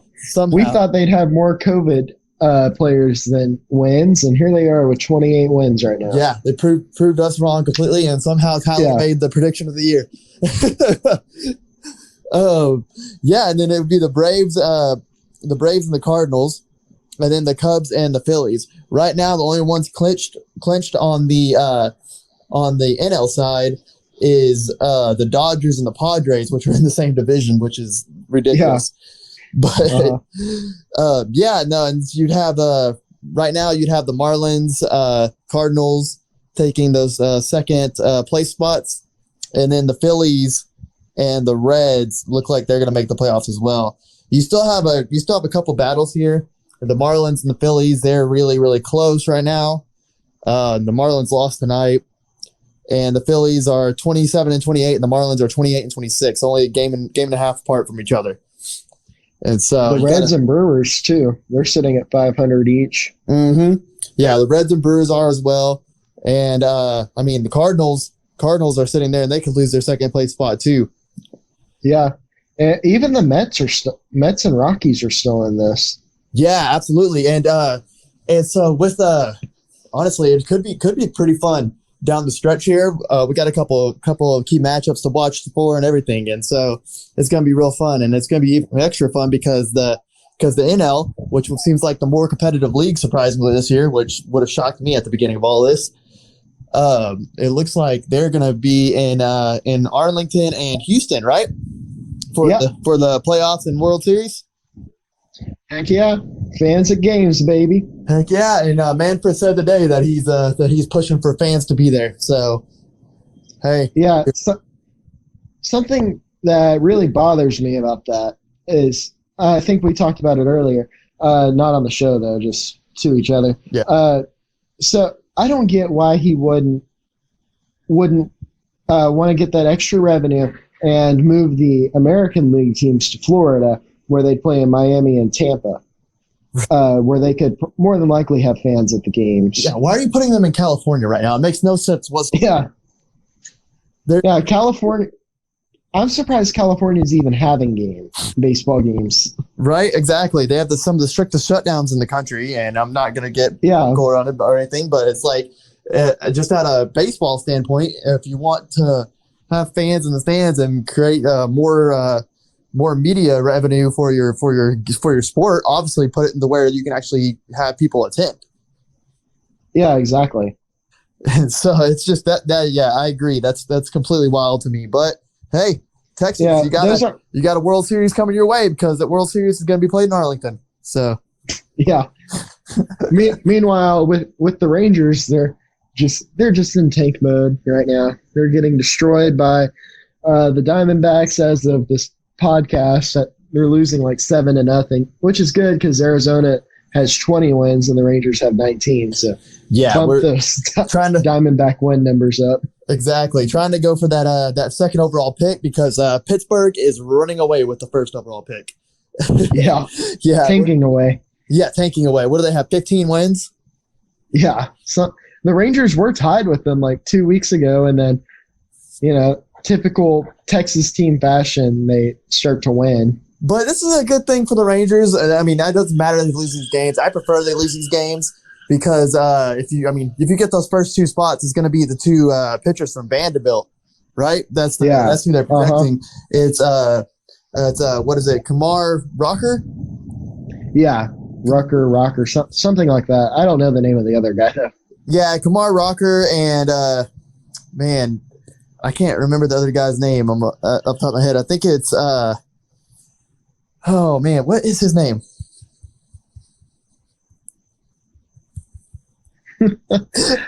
Let's just skip it. Damn it! But I think the guy whose name you actually knew, I think he's going to be the number one pick, and hopefully, if the Rangers hold on to the number 2 pick, they'll get the other guy. But what worries me is Chris Woodward saying that he plans to try to win these last few games, and the last time the Rangers did that was in 2014, and they went from getting Alex Bregman, or Alex the Cheater Bregman, to Dylan Tate, who was garbage and did nothing. Oh yeah, exactly. Yeah, that's the big thing. But I mean, MLB draft is tricky, but obviously you want to clear the field to have the chance to pick somebody that you want. Yeah, and you also have the worst player development staff in exactly. baseball. So if you can find somebody who's can't miss, you need to draft somebody who's can't miss because this organization cannot develop players to save their life. They had the least amount, I believe it was the least amount of homegrown players make it to the big leagues in the past 7 years. which is In their defense, they've traded a lot over the past 7 years. they have, they really have. But it's, I mean, to get Hamels, Beltran, Lucroy, all those guys. and thankfully for the Rangers, none of the people they traded away really developed into anything at all, anyways. Yeah, which just says something about how bad they are at drafting. Yeah, exactly. And so it's just pathetic. They're a cesspool. I mean, the organization is not going to get any better anytime soon because they're not expanding the payroll. They're lowering the payroll. Yeah, I mean, ownership is a mess. They're being cheap for some reason. And it worries me for their general manager, who Quentin and I were both big fans of. It worries me that they may fire him because they're trying to be cheap and stuff and may just blame the lack of results on him, even though they're cutting payroll. exactly. Yeah, I agree, and I think that'd be a huge mistake. I mean, I think that if JD gets John Daniels gets fired, he gets swooped up like almost immediately by somebody. He's been proven, Most definitely. yeah, he's been proven that he can create a winner, and if you give him the chance to, he will create a winner. I mean, give him the money, the guy's gonna make moves. I mean, there's one thing that he's not, and that's gun shy. The guy will go out there and do every single thing he can to try to build a winner. I mean, he's failed a lot. He's definitely made some bad moves, but Every general manager makes bad moves, exactly. I will never fault a general manager for going out there and trying to go after it all. And so it's tough. It's tough being a Rangers fan right now, and it doesn't look like it's going to get any better unless what some of these young guys come out of nowhere and really show up. I mean, you got some good prospects coming up. You got Leody Taveras and you got Josh Young, but outside of that, and I mean Colby Allard's okay, but outside of that, it's Solak, Kiner, Falefa. yeah. Isaiah Kiner Falefa's young. I mean, the starting lineup average age tonight that they rolled out there was 24, and yeah. I mean, And that was with an old pitcher who, God, he was horrible. yeah. 5 innings, gave up 7 runs, 4 earned. Yeah, exactly. I mean, you could get lucky. Elvis may bounce back this next year. But they've already announced that he's going to have to earn his job back, basically, because they basically have given the shortstop job to Isaiah Kiner Falefa, and which absolutely Even though they keep putting him at third, which is weird. yeah, I don't think they just want to throw him over there. I mean, he's played shortstop before, but I don't think. Yeah, they probably want to give him a spring training and work, I would think. Yeah, they don't want to ruin his confidence, especially building block off of this season where he's just taken a massive jump and proven that he's an everyday player. And Yeah.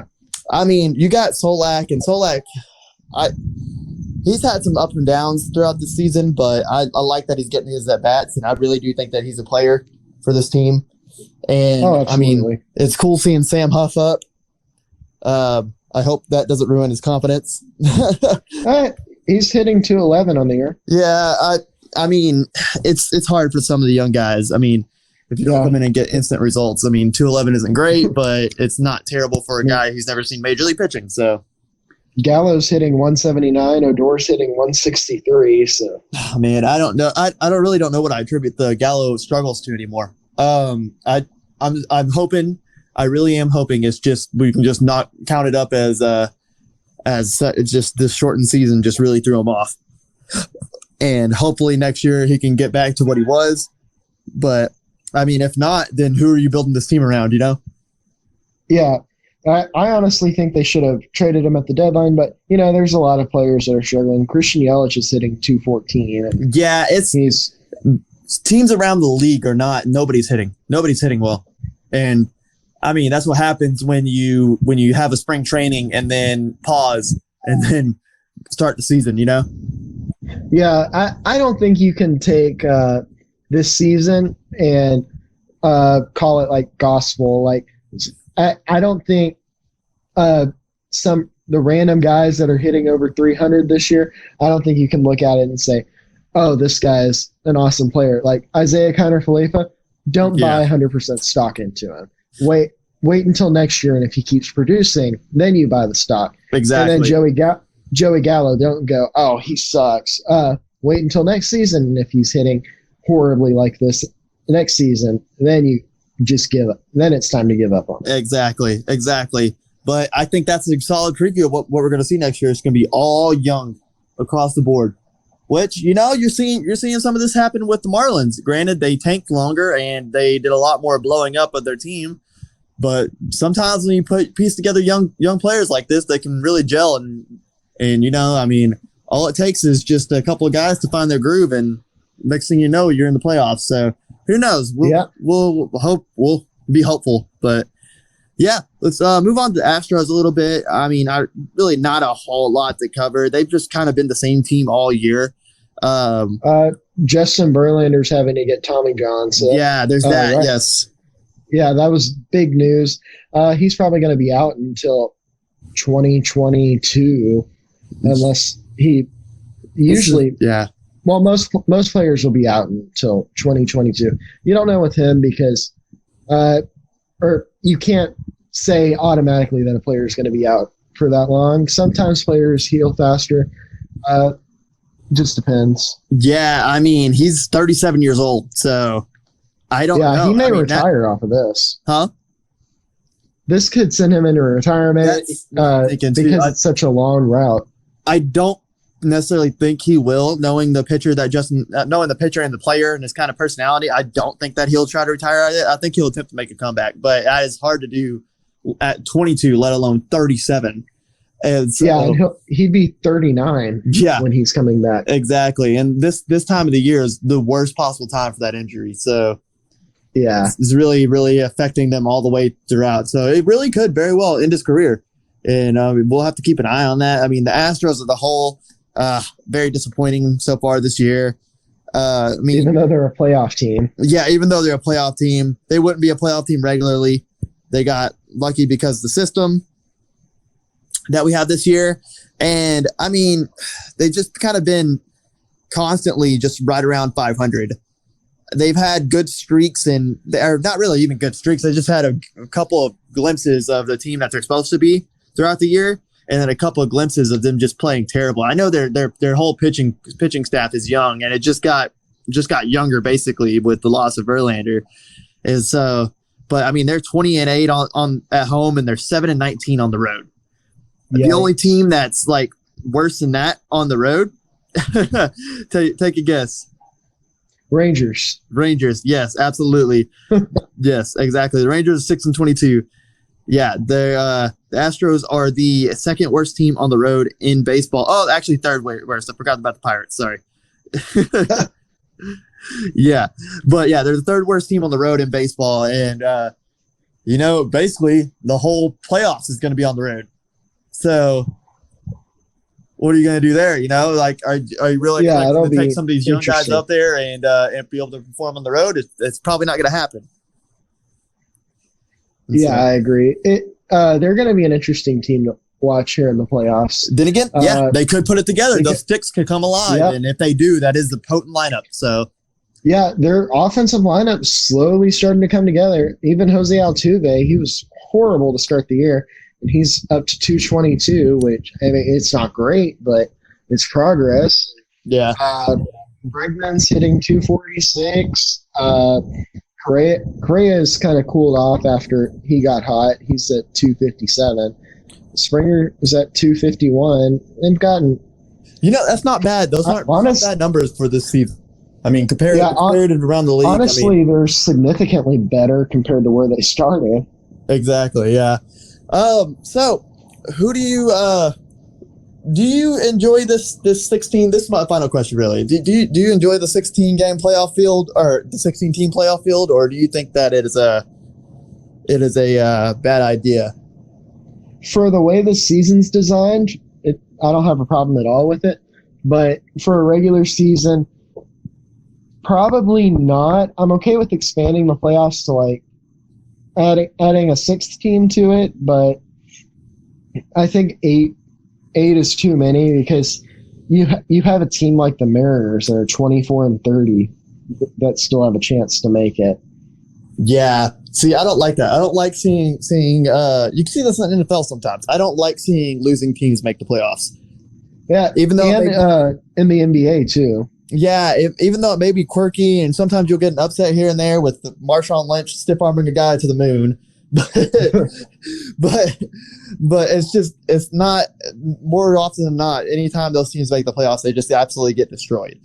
And Oh yeah, especially in the NBA. yeah, especially in the NBA. But in MLB, you don't see it as much. I mean, even the teams that are middle of the pack, they're still decent teams. It's just it's hard for me. I'm not a fan of it. I do want it to be moved to 6 teams on each side. I think that's a more appropriate way to run about it. Yeah, I agree. It'll be interesting to see what the MLB's joke of a commissioner does. Yeah, see what in the Manfred next few does. years. Yeah, you have no idea what the guy's going to do. He's off his rocker, man. Yeah, yes, he definitely is. But we'll have to keep an eye out on that. This week's episode of baseball is pretty short. We'll have a little bit more of an exciting episode next week when a lot more of these playoff chases come to a head and we actually know what's going on about them. We'll know. Hopefully, we'll know who that other Vanderbilt pitcher is. Yeah, exactly. And we'll have to give you a good playoff preview. But that's about it for baseball. We'll move on to the next one. Yeah, so let's move on to NBA. Tyler, Cody, what's going on? Yeah, the Lakers just lost to the Nuggets in Game 3. Nuggets kind of dominated the game for 3 quarters. Lakers stormed back, but just did not have enough in the tank at the end to try to overturn the Nuggets. Let me pull up the stats real quick. Jamal Murray. Go ahead. Jeremy Grant had a really good game. He had 26 points for the Nuggets, and basically him going off got them the dub tonight. Yeah, everybody's been kind of saying it. He's their X factor, and he needs to step up. And you see what happens. Yeah, he was definitely the X factor tonight. Porter not doing anything as usual since he said he needed to play more minutes. Yep. He's playing less minutes now. Yeah, he's kind of been an oof since he said that. Mm-hmm. Jamal Murray had 28, Jokic had 22. That duo has been really good for them. I really like that duo they have there. Yeah, they really complement each other. It's not like a duo down in Houston where they really don't complement each other at all. In fact, they just insult each other all the time.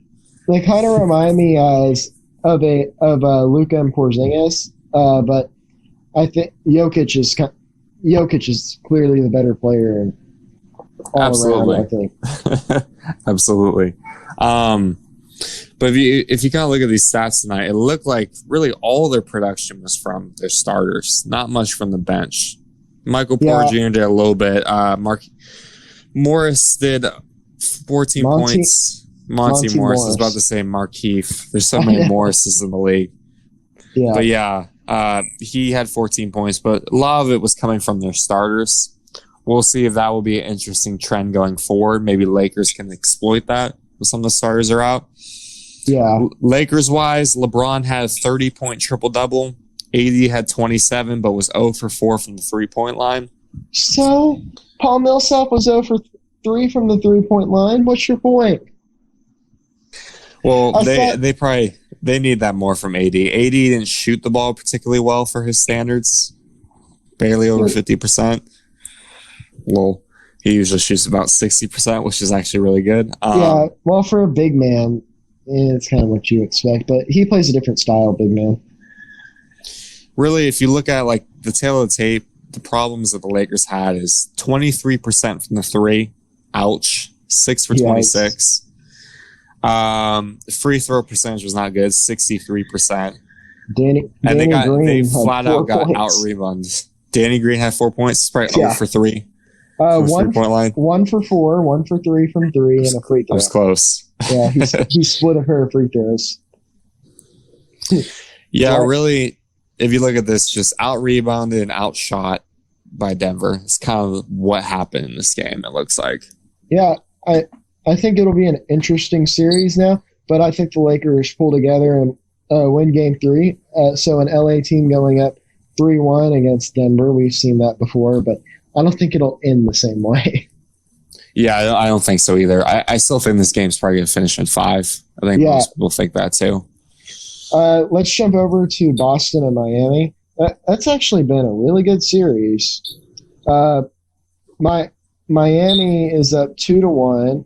Gordon Hayward came back and basically saved the Celtics season, I guess, because they were dead in the water without him. I don't know about that. I feel like the way I've always looked at the Celtics sometimes is just like they have too many guys kind of sharing that star role. Yeah, Like, I you have agree with that. Kemba, you have Tatum, you have Jaylen Brown, Marcus Smart at times. It's just like I feel like when Gordon Hayward's taken out of the picture, it gives the other guys more room to score, share the ball, other things like that. They were for this 0-2 particular without him. They were yeah, 0-2 for this without him. particular game and this particular series, he actually fits a lot better. Yeah, He's a matchup problem for Miami, especially. I like that he's kept on the bench because that's a problem for Miami. Their bench is not as strong, so Gordon Hayward is a matchup problem for them when he And comes in. he only had 6 points in the game he's played, but you just get the feeling that he's an important piece even when he's not scoring for them. Yeah, he played 31 minutes, so clearly he was out there doing more than Yeah. the 6 points. Look, jumping over to the Heat. Yeah, particularly they did not get a lot of production from their bench. Kind of what I was saying. Harrell Tyler had Hero. 22. Hero is really their bench. That's it. Yeah. Iguodala is not going to give you scoring. Derek Jones Jr. is not going to give you scoring. Nunn's not going to give you scoring. Kelly Olynyk. Kelly Olynyk. Plus minus. Kelly Olynyk minus 10. Derek Yikes. Jones Jr. minus 9. Tyler Hero was plus 0. Goran Dragic was minus 29. Minus 29 from Goran. Probably had several. He had 5 turnovers. Bad night for the Heat. It's weird. This game 3 is very similar to game 3 for the Lakers. I think just bad performance. It was more of kind of the leading team was played poorly. It wasn't necessarily that the other team played better. Lakers didn't shoot the ball very well. Heat were a lot sloppier in this game. Yeah, and what's weird is the score was almost identical. But both losing teams scored 106. The Nuggets scored 114. The Celtics scored 117. Interesting. Would Yeah. you say the league is rigged or not? Well, what's that guy's name? The old official. I forget his name. Scott Foster. Nah, the guy who wrote Personal Foul. Y'all should look him up. He'd say the league's rigged. He has a podcast that comes out. Whistleblower. It's pretty interesting to listen to. Yeah. Yeah, check it out. But it's Yeah. funny. The scores are almost identical. It's like the NBA was like, wait a minute, Yeah. this is too close. Let's have Missed some a fun. 3 or something Yeah. like that. But yeah. Those teams, they're going to be playing their game 4. I think, let me see. Miami's playing it this Wednesday, game 4. We'll see how that game goes. And the Yeah. Lakers will be on Thursday. Something of note, the Celtics, they're down 2-1 in the series, but they're 3.5 point favorites for 4. So I don't think the Lakers series is really going to have a turnaround with the Nuggets win, but I think the Celtics win is going to turn things around for them. Yeah, I could see. I think this game's going to go 6 or 7. I think the Celtics can eventually pull it out. I think at the end of the day, Celtics have more firepower and they have a lot more experience. And then, that's basically what I would say about that. I think something about just the Lakers making it to the finals during this year of when Kobe passed away and then them having to play the Celtics. It's kind of one of those things that's just like, I don't know, there's some special force out there. NBA writes themselves. Yeah. I was going to try to make it seem like there's some supernatural force, but it seems like we're getting a Adam Celtics Silver. Laker. Yeah. Adam Maybe- Silver's definitely the special force, that golem-looking dude. That looking dude. He knows the future, I guess, because he writes it. Oh, he's definitely Gollum. Quentin just jumps in for that. That's great. Yeah, his Gollum ass definitely wrote the script. It's like WWE at this point. They're like, you know what? Celtics, Lakers, we're going to get another one of those, but it's not going to live up to the hype of the ones of the past. No Larry Bird against Magic Johnson. We got LeBron James against like Jason Tatum. Like, Hey, according to Celtics fans, Tatum is better than like Luka. okay, I think Luka's a lot better player. And it shows what Luka does just by himself compared to all the players they have on the Celtics. Yeah. Okay. I think, what was I going to say before this? I can't wait to just see ESPN and also the Celtics fans act like that's going to be a series and hype up the Celtics and make it seem like, oh yeah, Magic, Larry Bird, it's going to be just like that. It's going to be one of those series. It's going to be like Paul Pierce, Kobe Bryant, stuff like that. Nope. No chance. Yeah, exactly. I think this is the last tough round for the Lakers, and no matter who they face in the finals, I think they're going to steamroll them. That's my guess. I agree. I think the Celtics would probably give them more of a problem, but yeah, I think so. It'll be over in 6. I would say 5, honestly, but I say 4. We'll see. I say 3. Well, we'll see. Obviously, we're counting our chickens before they hatch. We still have several games in both conference finals left. Well, so Lakers fans usually count their chickens before they hatch, just like Cowboy fans. True, but also just like Cowboys fans, there's the anti-Cowboys and anti-Lakers fans already like writing their script of what's going to happen. Oh, Lakers are going to have some easy road to win the title, yada, yada. Which they have. Yeah, I don't deny that, but at the end of the day, it's just like they're in a pandemic bubble little thing. It's like at the end of the day, a championship's the championship, no matter how easy it is. Yeah. But does it make great meme material? Absolutely. Yep. So we're all for it. Y'all keep hating on LeBron, the Lakers, and everyone else. We love Always it. and forever. Mm-hmm. All right. I think that's going to wrap it up for basketball today. Well, yeah, everybody, that looks like it's the end of the show today. I feel like we had a good one. Had a lot to cover, and it looks like we're going to have a lot more next week, too. Yeah, thank you to our special guest, Jonathan Thomas, to talk some SEC football. That was very good from him. If you have any more questions about SEC football, hit him up on Twitter. I don't have his handle in front of me, but something Jonathan Thomas. I don't know. I will pull it up. It is at John, Jon, Thomas, Thomas, then 40, the number 40. And his Twitter thing says, HBU alum, Roll Tide, hashtag Pats Nation, hashtag Braves Nation. Yeah, so if you have any questions about the SEC, make sure you slide into his DMs. He would love that. Absolutely. Yes, if you have any questions about the SEC, HBU, Alabama, Auburn, New England Patriots, Auburn, or just general life questions. Braves life. I do have confirmation text from one of his best friends, Edgar, who was on the show a couple weeks ago, confirming that there's a picture of him wearing a Auburn T-shirt or Auburn gear and saying "War Eagle" on Facebook. So there's that. There's that. There's a big question for the next time he comes on the show. Is he truly an Alabama fan, or is he a secret Auburn fan? We will find out the next episode we have with Jonathan, but that will not be next week's episode. Next week's episode will be something different, something exciting for y'all that you'll enjoy. Stay tuned for more.